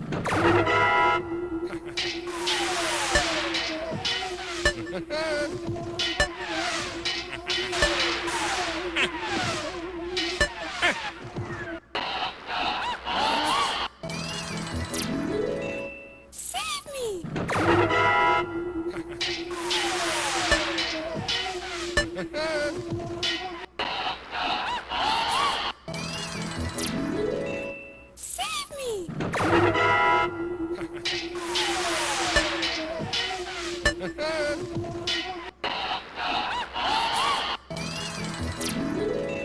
Save me!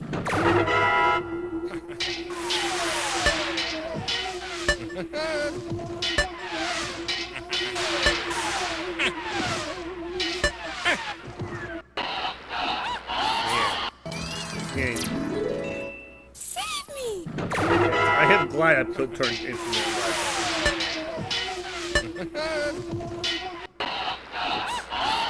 That was goofy. Save me!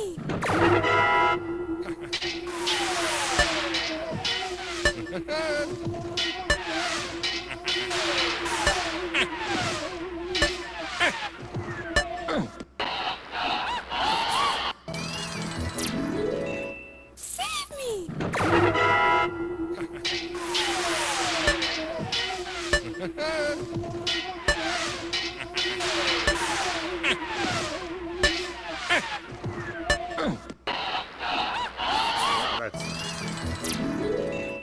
Note that means that requires quick input.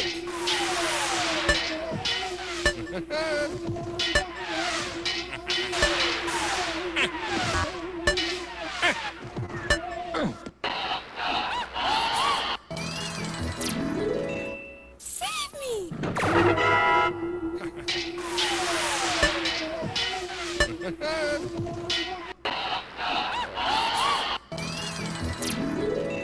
Save me!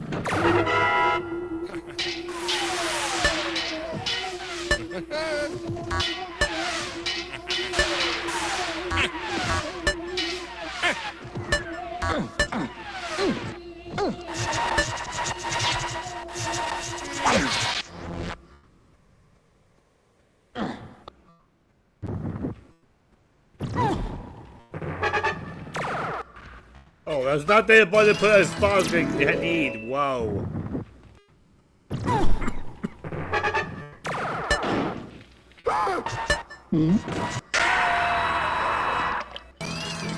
Okay. It's really tricky now.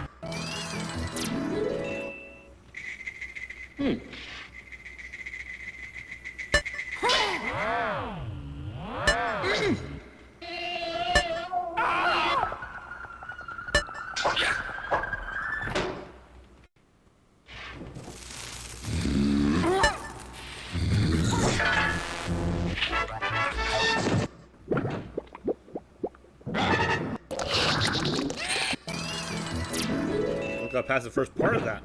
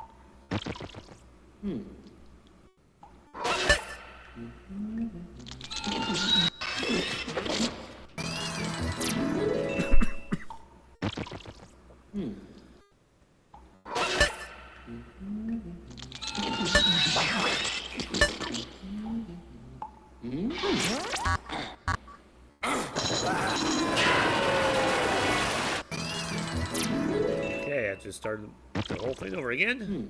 That's fun.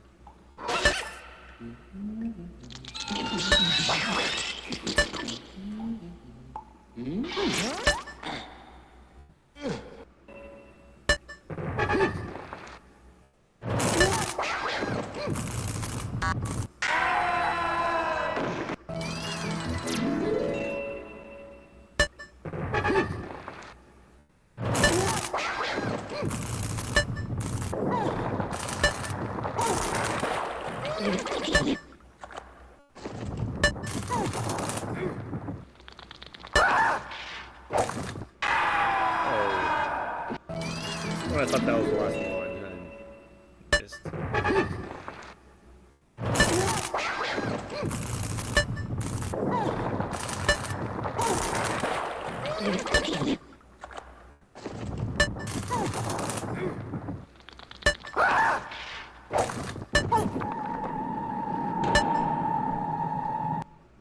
Save me! Again.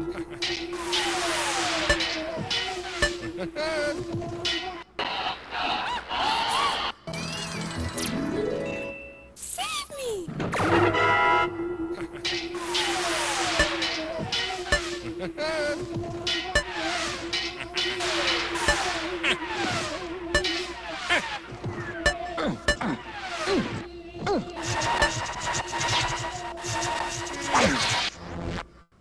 Okay, that didn't take as long as I thought it would.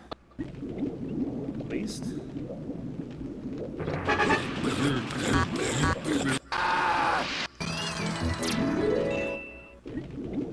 Go to a place I've not been to yet.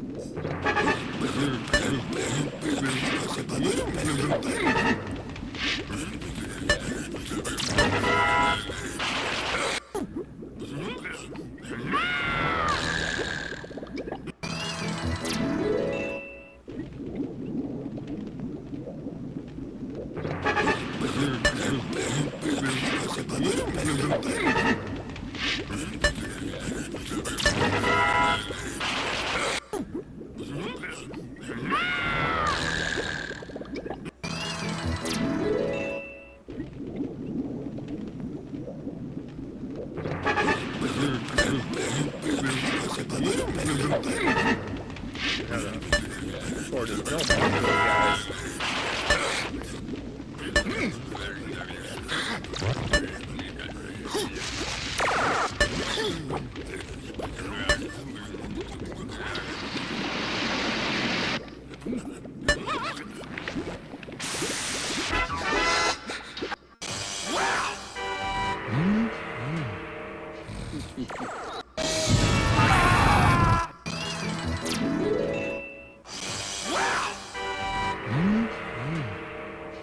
Still not used to.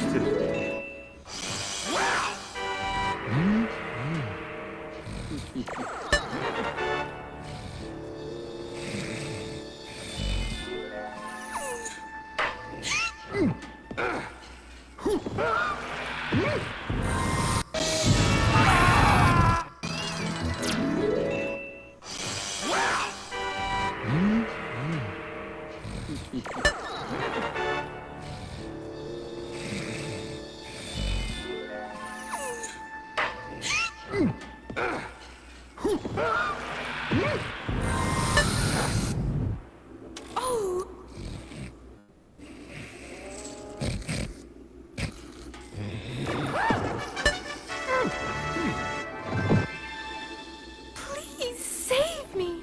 The cage is locked with a key. The dragon keeps it around his neck. To slay the dragon, use the magic sword.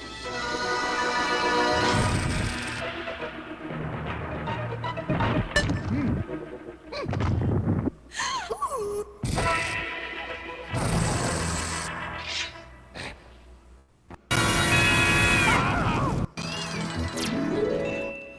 Didn't quite work.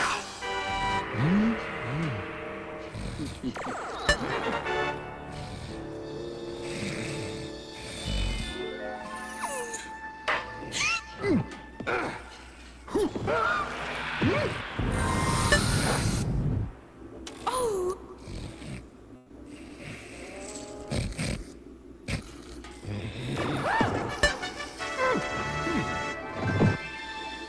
Please save me. The cage is locked with a key. The dragon keeps it around his neck. To slay the dragon, use the magic sword.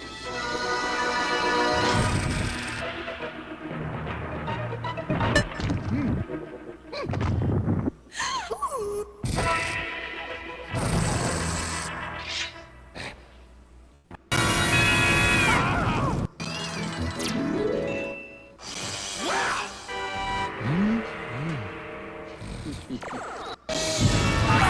Of course I was late on the first input.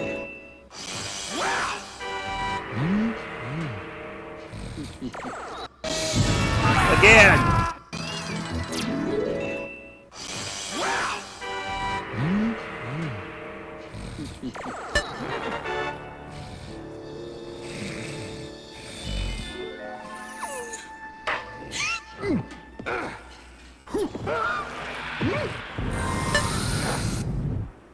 Oh.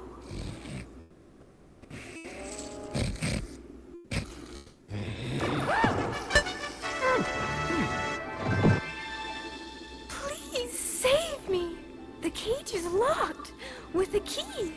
The dragon keeps it around his neck. To slay the dragon, use the magic sword.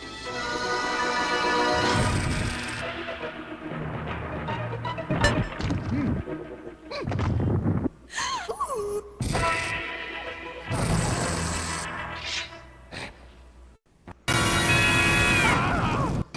I have more time for that.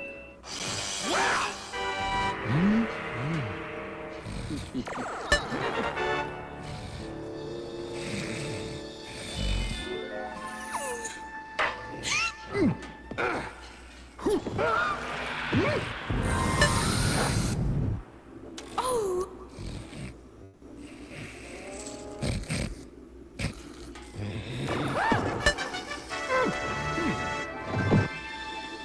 Please save me. The cage is locked with a key. The dragon keeps it around his neck. To slay the dragon, use the magic sword.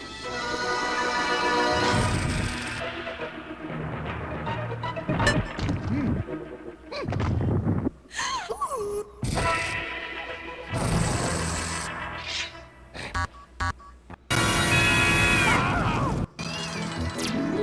Maybe I can get a head start now.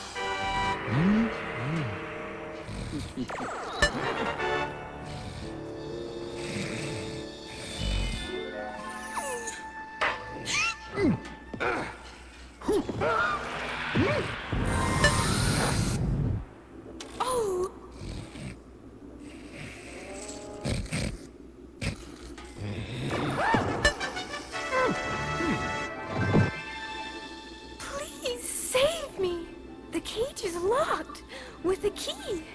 The dragon keeps it around his neck. To slay the dragon, use the magic sword.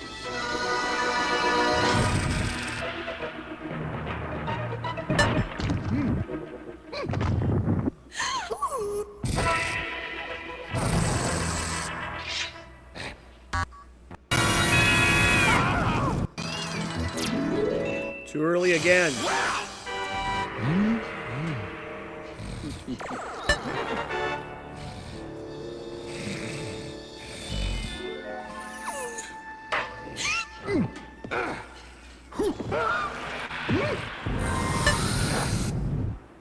Oh!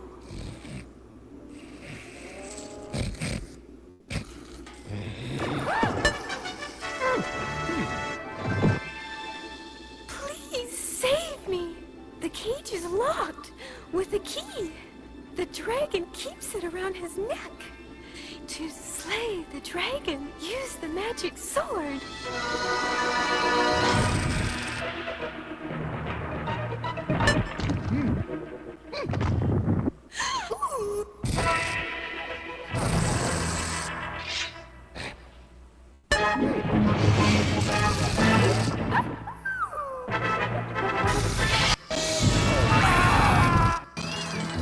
I went for the sword instead of going right.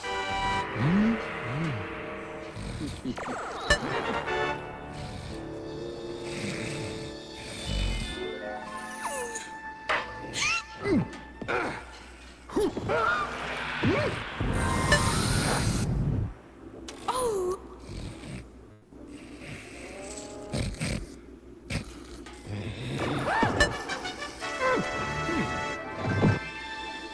Please save me! The cage is locked with a key. The dragon keeps it around his neck. To slay the dragon, use the magic sword.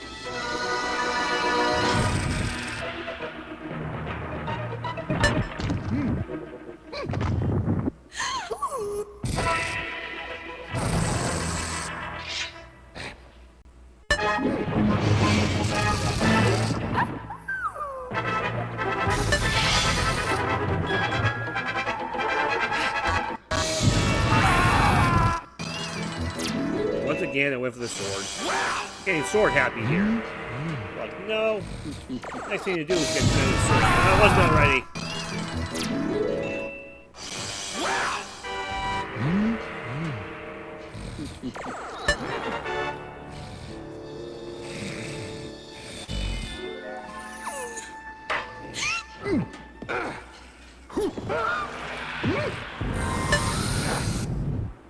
Oh!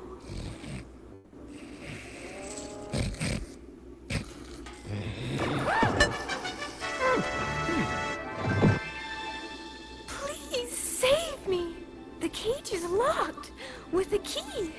The dragon keeps it around his neck. To slay the dragon, use the magic sword.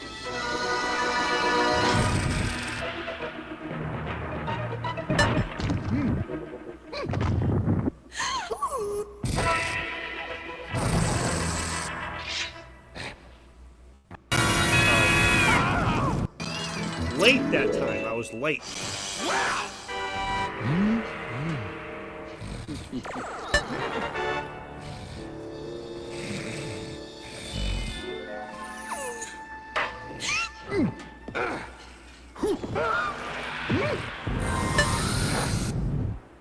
Oh!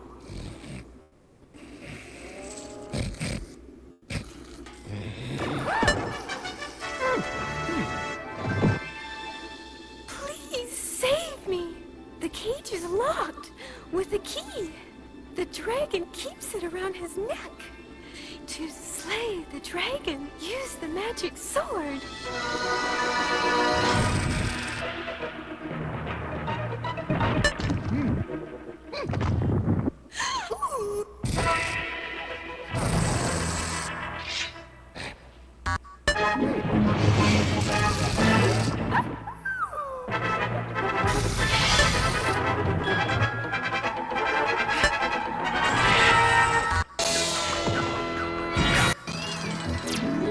there. So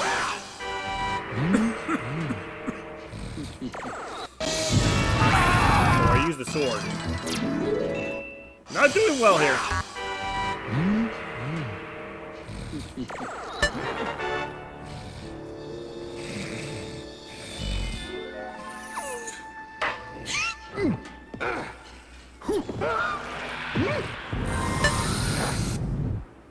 Oh!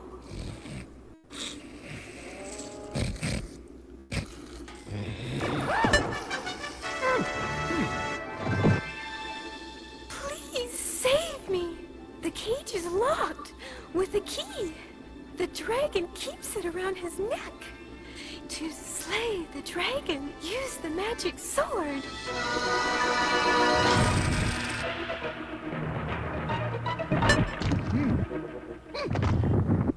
Ooh.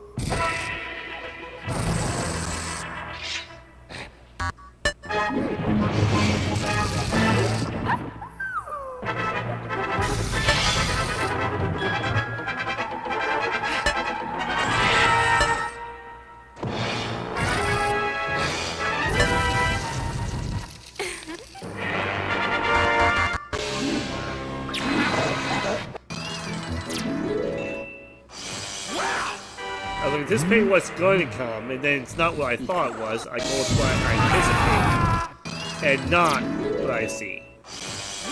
And that is Will I be able to beat the game before time explodes? That's not how you do it.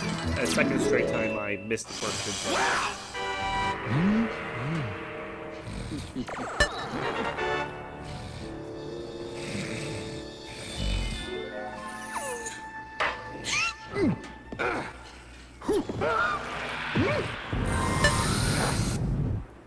Oh!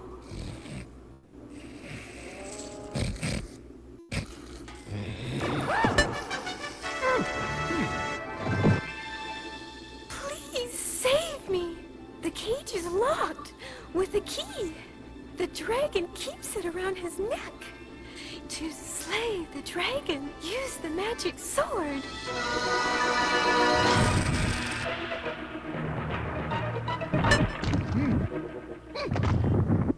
Ooh.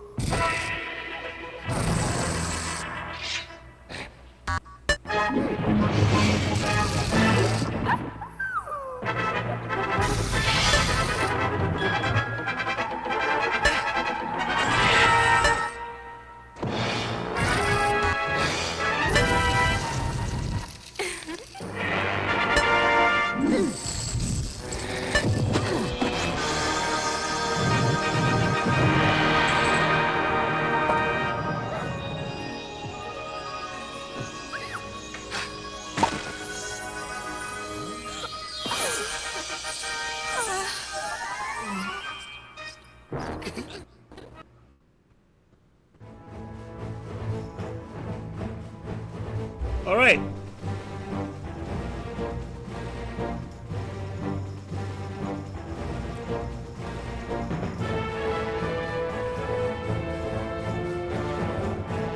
So that is game number 154, Dragon's Lair.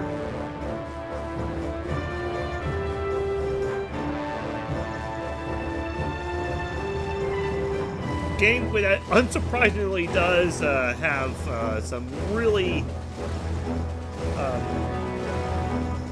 trying to choose precise inputs. You have to really get on the right track.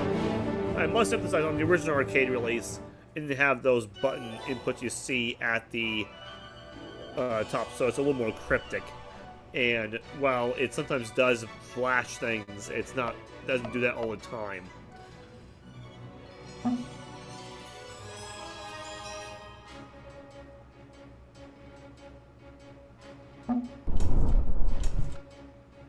So there is a watch game option. Obviously, we're not going to do that because I think you've pretty much watched the game already. Just did the long way.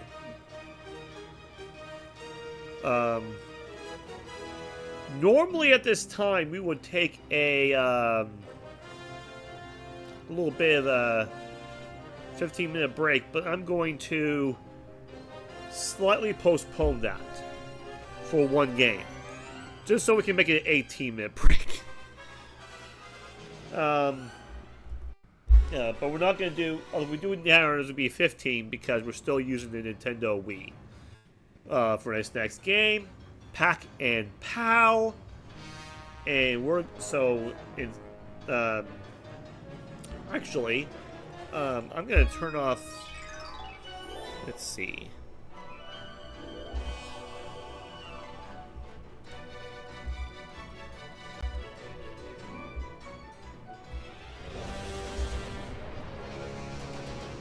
Gonna turn off all these. You're still gonna hear me a little bit, but just hang with me while I get the next game set up.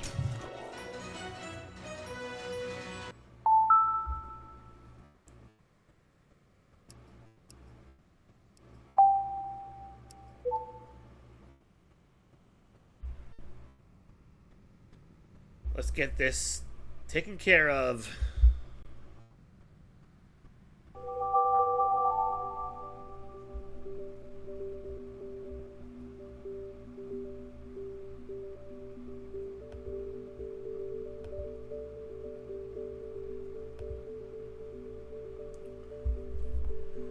All right.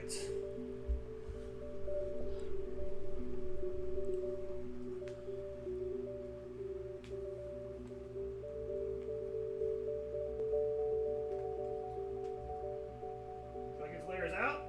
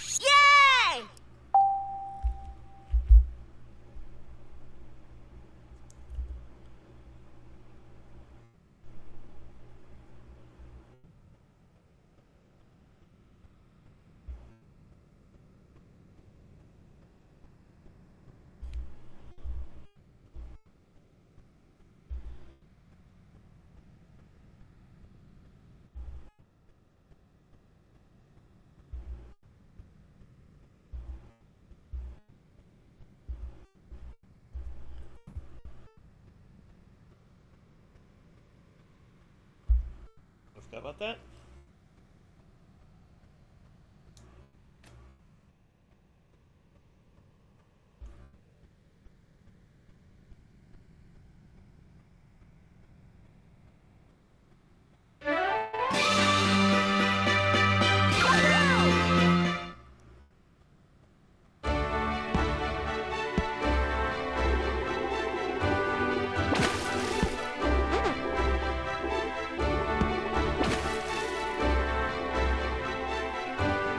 There we go.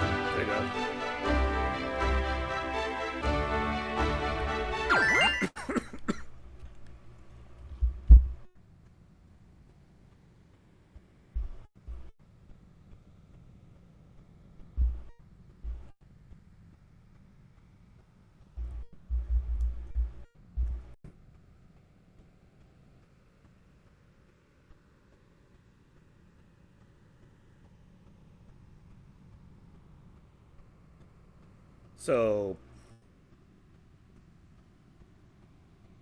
this is Pac-Man, published and developed by Namco. This was originally a Japanese-only release. The idea is that players control Pac-Man as he eats items in enclosed mazes, as you can see, while avoiding four-colored ghosts.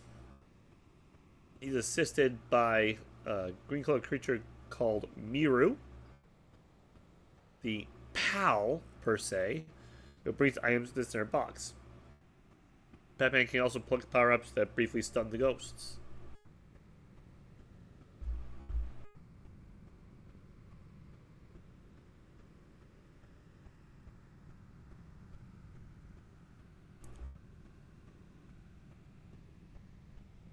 So, yeah, Super Pac-Man game we played earlier, I think that was it. That ended up being a commercial success, so this was a game that was aimed to improve on some of the things Super Pac-Man did not do. You can definitely see some resemblances between Super Pac-Man and Pac and Pal if you look at that maze design.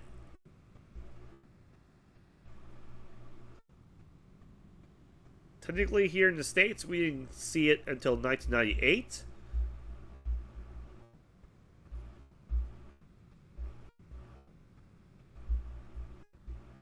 No, I eat my words.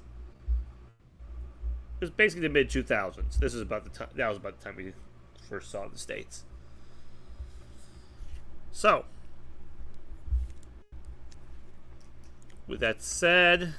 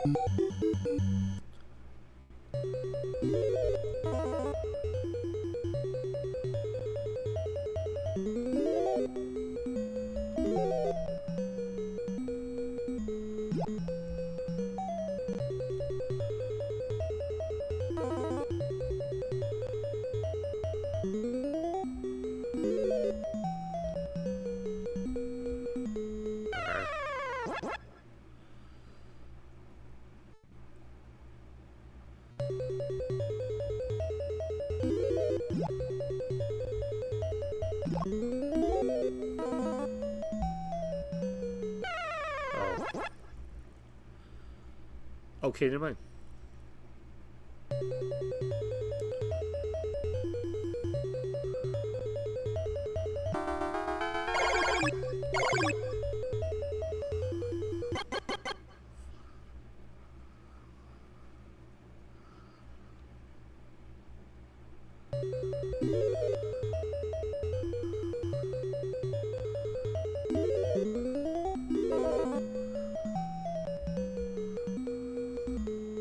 Oh, I got cornered. I think I got time for one more game.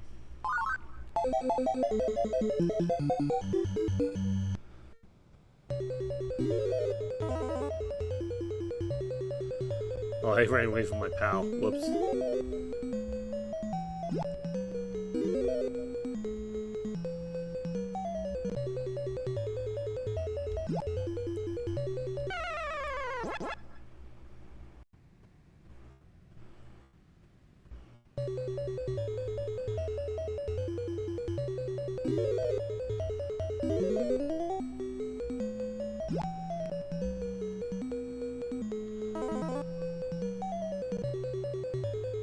Oh.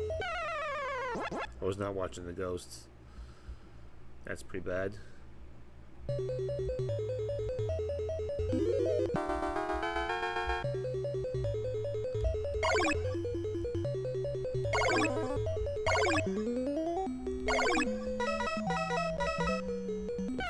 I didn't know I could go in there. Okay, we'll have time for one more after that. We thought it ended up being not as good as the game as the first one.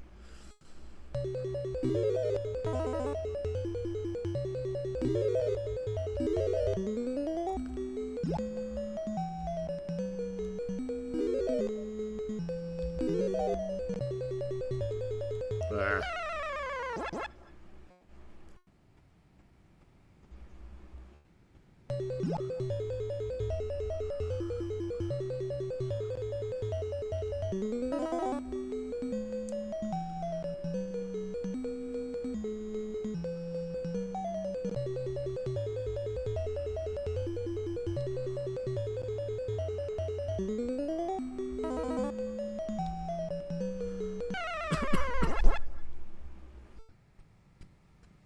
Working a bit.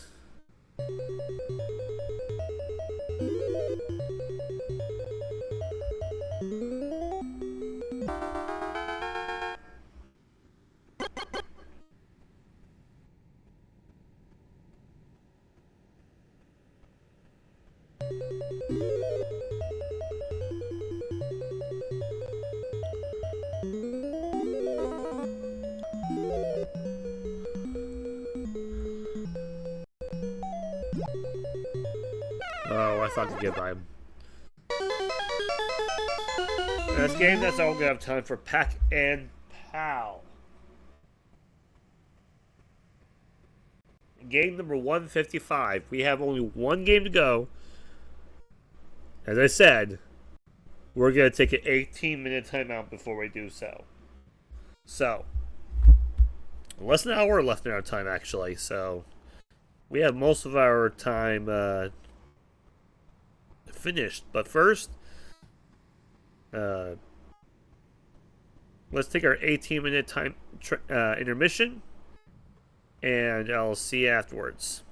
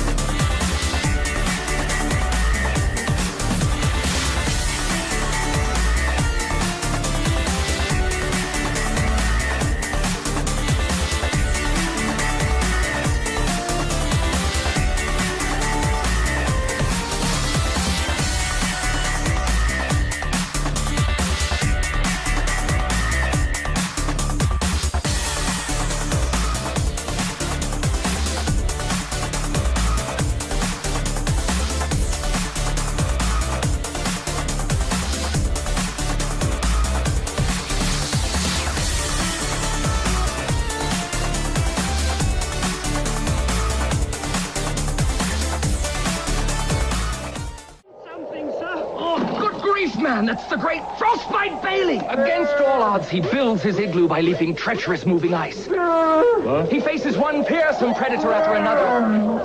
What? In a grueling race to keep from freezing. He didn't make it, did he? Help me stand him up. I think he wants a beer, sir. I think he said bear. Frostbite for the Atari 2600. Designed by Steve Cartwright for Activision.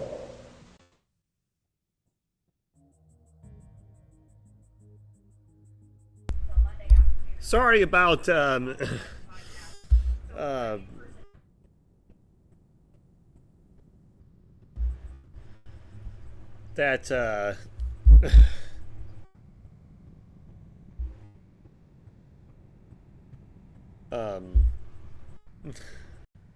the inability to have the video at proper size in the middle. That was just a case of, oh, I needed this a little bit, and it was like 3 minutes to show times, and I wasn't able to do some quality control on that. But yes, Frostbite we're playing tomorrow, and I believe it's the first game we're playing tomorrow, game number 157. So,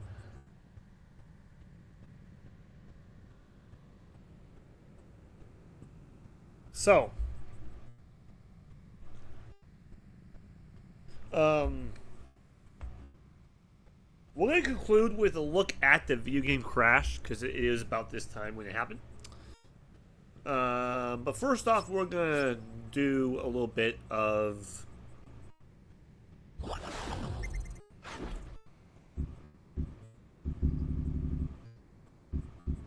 find it, Crystal Castles.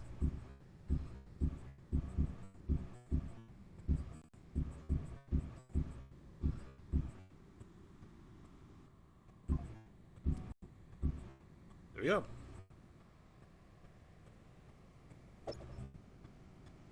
Another colorful mascot-based game was Crystal Castle, starring Bentley Bear. Originally played with a trackball, Crystal Castle's mazes were rendered in a unique pseudo 3D style that gives it a distinctive look. Then we go on to star an Atari cartridge, Atari Jaguar console. We'll get to that later on. This here is the promotional flyer. The Crystal Castle's flyer offers a valuable gameplay tip. Warping always benefits the player at least one bonus life, and 2 if the player warps to level 4 or above.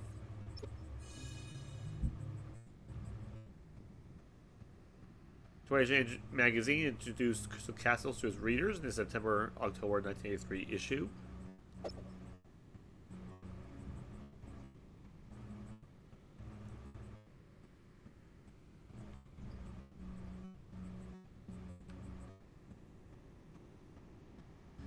Climbing parapets, leaping to battlements, and soaring over legions of attackers. No, it's not Douglas Fairbanks Jr. in an old movie. It's Bentley Bear and the exciting new Atari coin video game, Crystal Castles. The castles are intricate constructions of pathways and ramps, all lined with precious ruby gemstones. Bentley Bear is a video Bruin who has one goal in life: to grab all the rubies he can. Of course, he wouldn't be much of a game if he didn't have some opposition. Never fear. There are crystal balls, magical faces, strange scrolling gem eaters, strolling trees with big appetites, nasty trees, a dangerous dancing skeleton, bothersome buzzing bees, and even a wandering witch named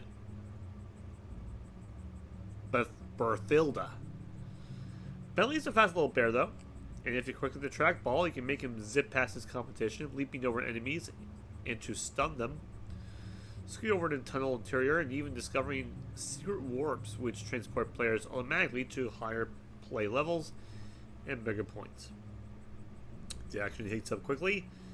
It will take fast hands and great reflexes to make your way to the top play levels of Crystal Castles. If you're the top scorer in the machine, though, you'll get the honor of more eye-popping than any video game at the arcade can provide. The paths to the first Crystal Castle maze form at the initials of the top scorer of the machine.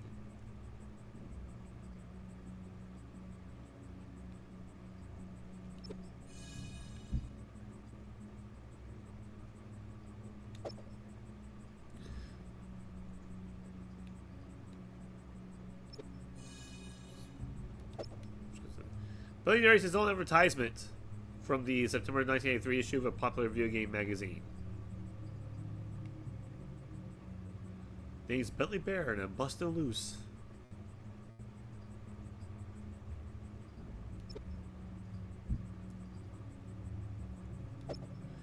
The Atari Age magazine's March-April 1984 issue gives more depth to the making of Kiss of Crystal Castles with some insider tips. Might be worth going into that. At the Atari Coin-Op Games division, there is a proverbial magic of bag of game ideas gleaned from countless brainstorming sessions over the years. So programmers and engineers go to begin a new project.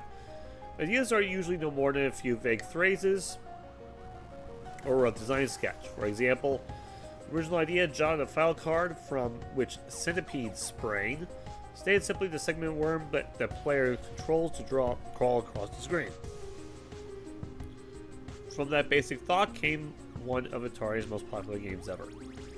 A finished game often bears little resemblance to the original idea. It sometimes seems that selecting a game idea from the brainstorming session files is simply a time-honored ritual among coin-op game designers, adhered to for tradition's sake. But all good games have to start somewhere, and the ideas of the coin-op grab bag are often springboards for mere works of the imagination. Crystal Castles, one of Atari's newest coin-op variety games, is a case in point. According to the Crystal Castles project leader, Scott Fuller, the original game idea that he and his crew selected was for variation of the classic Atari game Asteroids. In the variation, the game was to be played in a simulate a three-dimensional landscape of mountainous valleys for which the player would have to avoid or destroy rocks falling from space. Since the playfield resembles a topographical survey map, the name Toporoids was invented from topographics and asteroids. According to Scott, it was the unpopularity of that name which killed the original idea and turned an outer space shoot-'em-up into an adventure maze chase game. Scott's group maintained that the basic elements of the idea, though they altered the form considerably. The rugged landscape has become a series of elaborate castles and dungeons. The asteroids have been turned into ruby-like jewels that litter the castles and dungeons. The asteroids have... lost my place. But they're represented by a cute but determined little teddy bear called Bentley Bear. Bentley's foes still descend upon him from the sky, but they have been taken the form of witches, crystal balls, evil trees, dancing skeletons, swarms, and angry bees. So the game's for Bentley to race through the labyrinth castles, gathering the scattered jewels while dodging these antagonists who are themselves trying to collect the rubies. Franz Lanzinger, who is the game's programmer, is largely responsible for how the game appears. Franz was winning a lot of features late in the game that made a big difference how it turned out.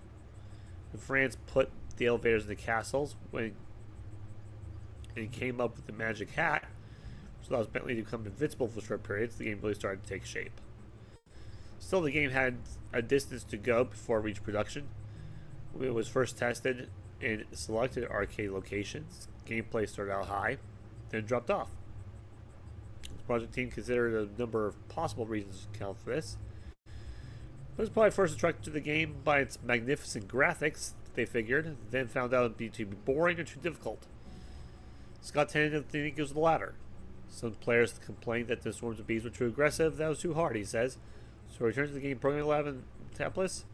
The programmers toned down the killer bees and added more creatures and features plus a wider variety of video colors.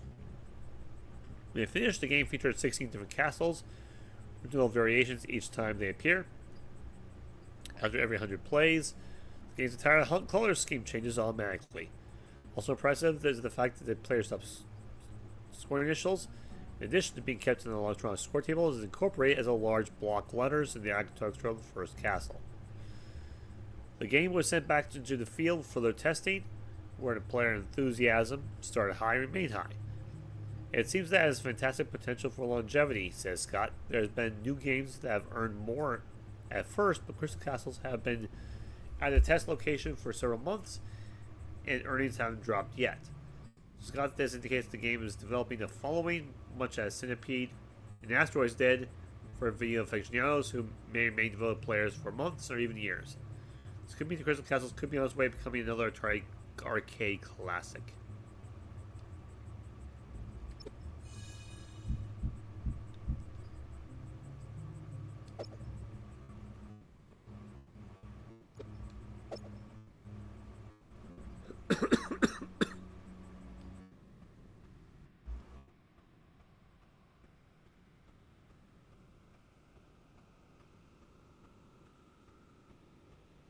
Give it the attract mode a chance here real quick.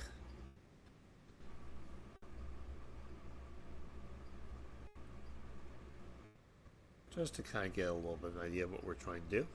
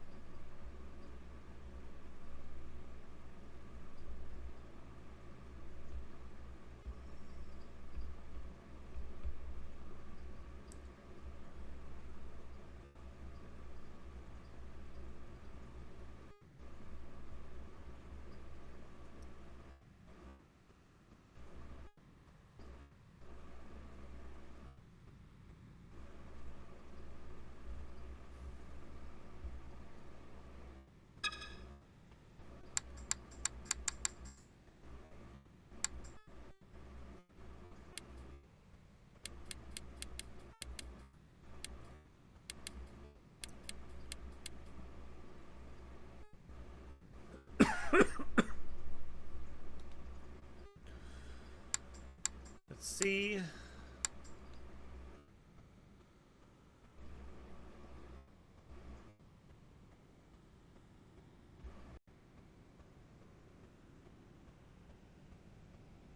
Okay. Got it.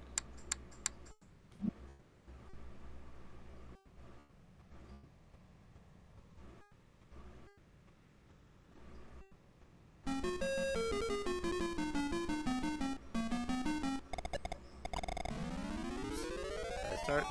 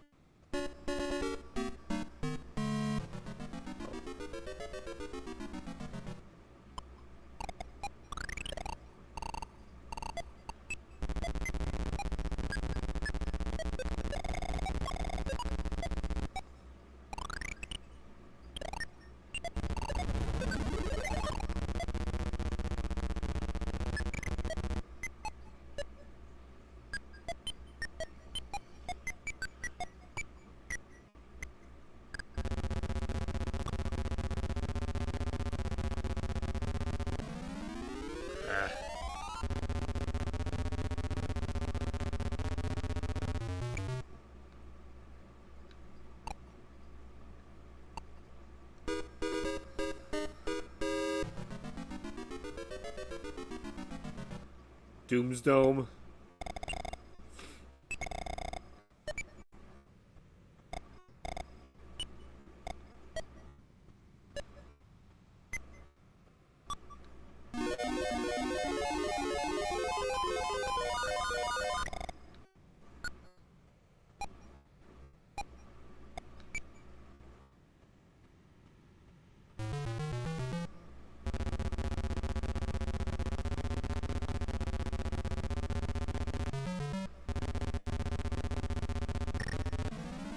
Oops.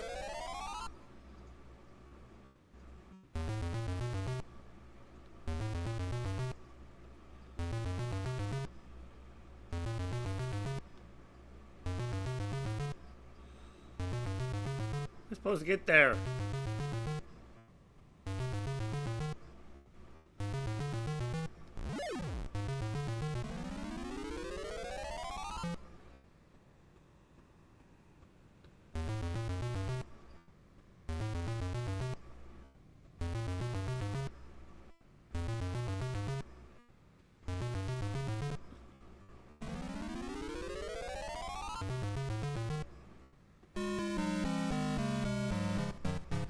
Like, I'm trying to figure out how I'm supposed to get there with... Okay. What? 206? You can count that high?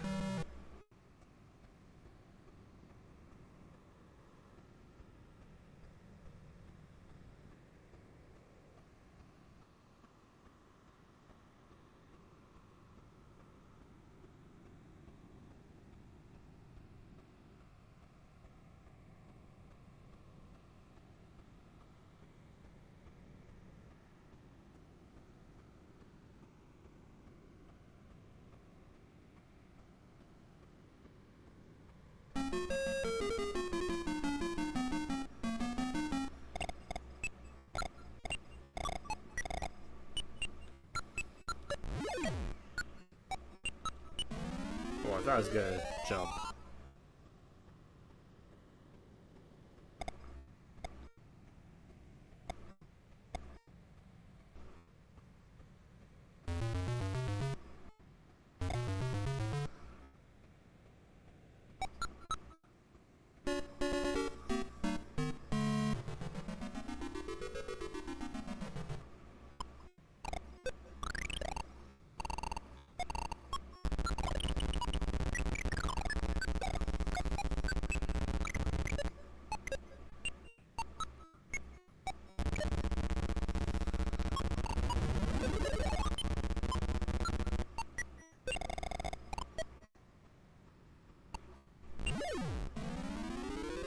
Why? How'd that happen? What?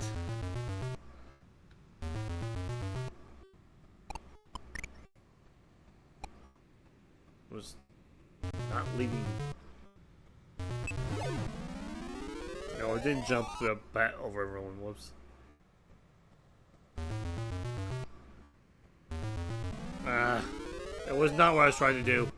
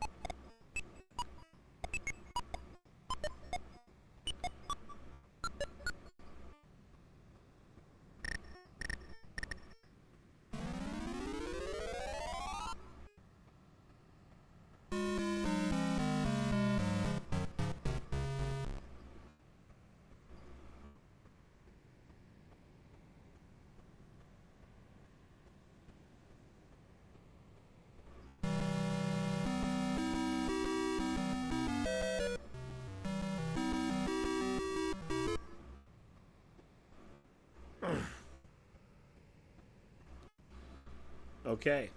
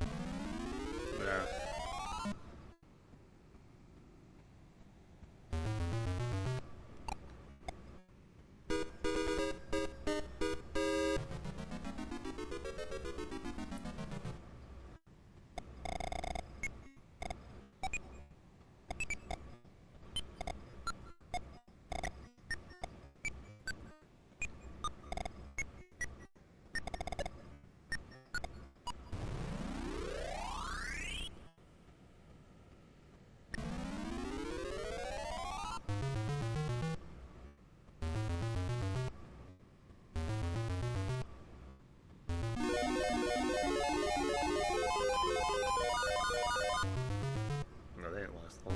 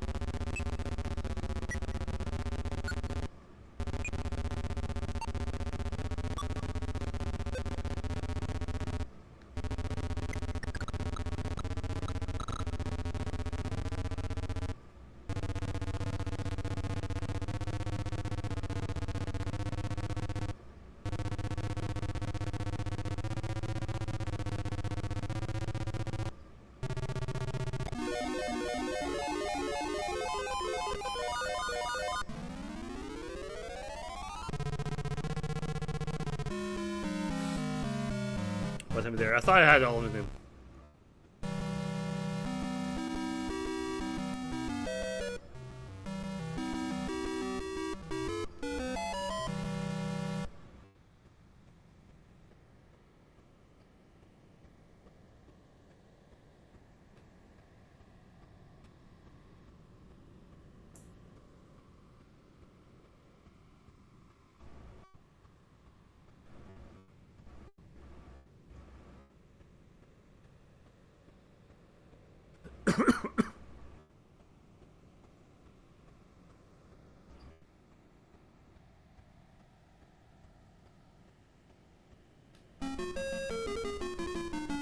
Potentially the last time playing this game.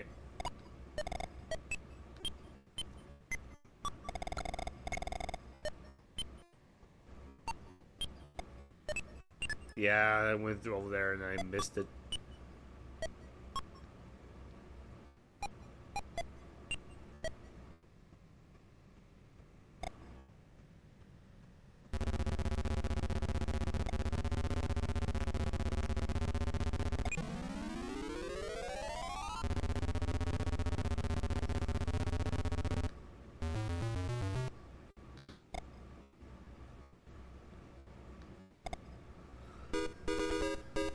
Nice.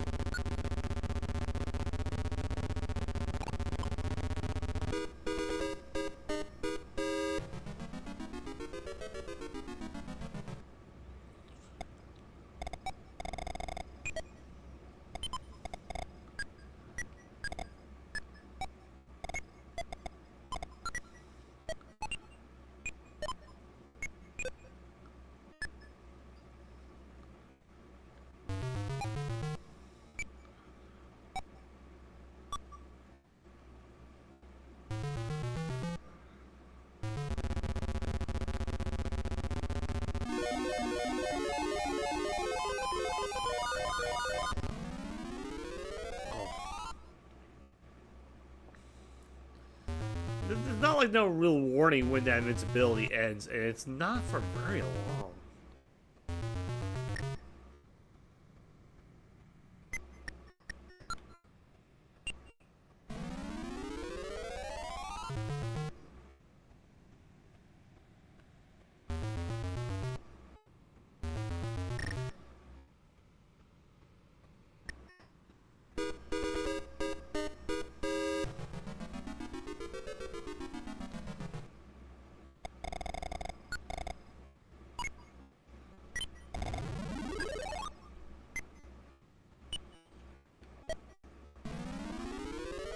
Blocked.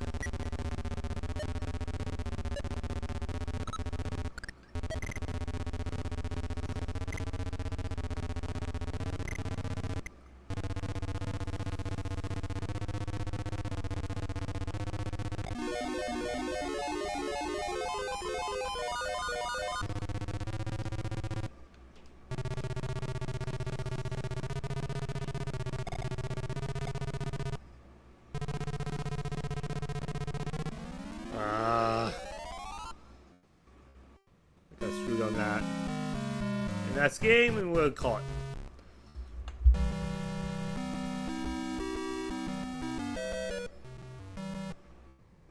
So that is Crystal Castles. I don't know if it works well with the joystick. But I guess it's somewhat playable. There is an Atari 2600 version if you're playing on a later date. I think sometime next week.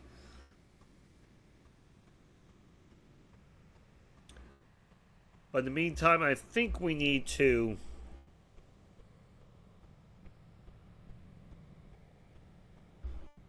start considering wrapping things up here.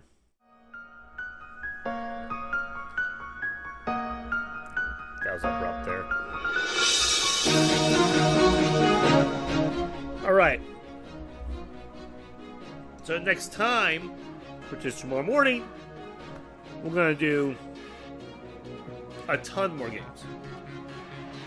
We are going to wrap up 1983. Okay?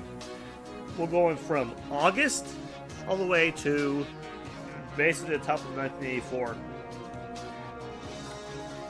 Frostbite, Tapper, Blaster, Private Eye, Donkey Kong 3, Gravatar, Track and Field, Major Havoc. I guess we are playing more Crystal Castles. The Atari 2600 version of Crystal Castles we're playing tomorrow morning as our final game.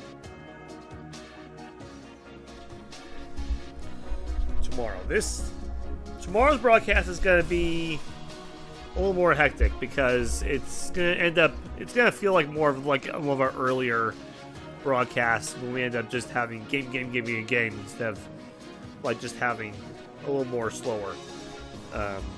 Spend more time on one or two games or three. So that's going to be how it is. Well, I'll see you again 7 a.m. Central for Gaming Through the Ages, and then once again for the college football viewing party. And in the meantime, God bless and take care. I'll catch you on the flip side as we are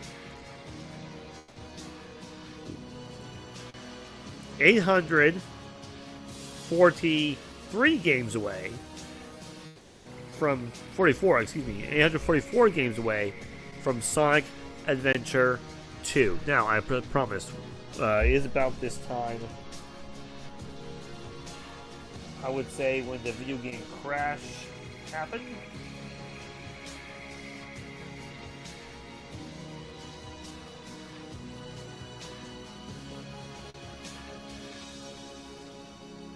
Yeah, it's about this time. It was September. So, since tomorrow's stream is going to be a little hectic, we're going to play some of those videos now. So, kind of like what we did with the rare videos, we will conclude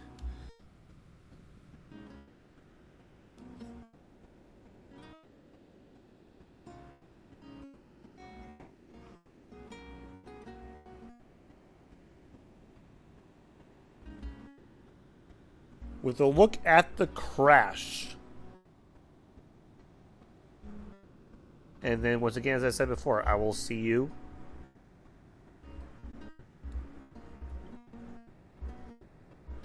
tomorrow morning.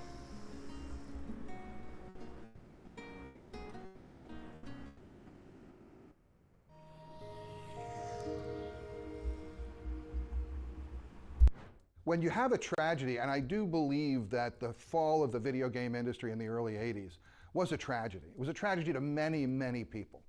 It changed a lot of lives. I think it's pretty obvious when it comes to the video game crash that Atari didn't have control over the quality. I mean, it needed some sort of way to keep just anybody from writing cartridges for it. And so many people saw this video game gold rush, and they just, started dumping crap. I remember going into KB toy stores and just seeing, really bad box art and just really just terrible looking games. And that's when I started losing interest, and the market became flooded just with garbage. And it ultimately led to, of course, things like E.T. being, actually buried in the desert like garbage. And what happened was that E.T. became the face of the crash of the video game industry. And I, of course, was the butt behind the face. That's kind of the way it went. Greed and hubris, that's what undid Atari. If they just had worked more from a place of like focusing on making great games and delivering great games to the customer instead of like, how can we maximize revenue? I feel like they'd still be a huge powerhouse today. Frankly, Warner did not understand technology. He didn't understand the consumer marketplace, the video game, and so Ray Kassar, I think was afraid of releasing new product because it might not be as successful as VCS. So that's a sure way to fail.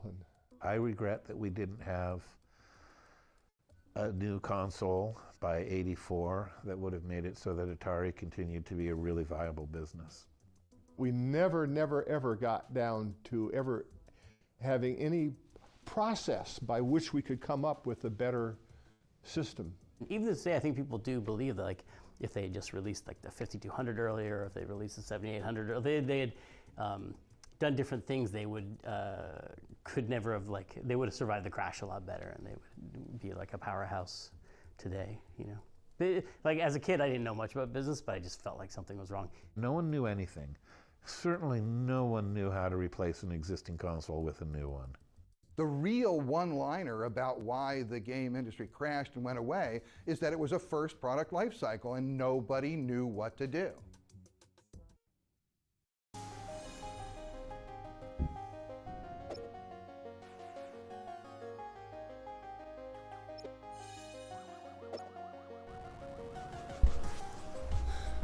I thought this was another video. I'll read you the caption, and then we'll leave you with that. In September 1983, Atari disposed several tons of unsold and unsellable video games in a landfill in Alamogordo, New Mexico. This tale, symbolic of the market crash, passed into urban legend. In 2014, a documentary crew excavated the games.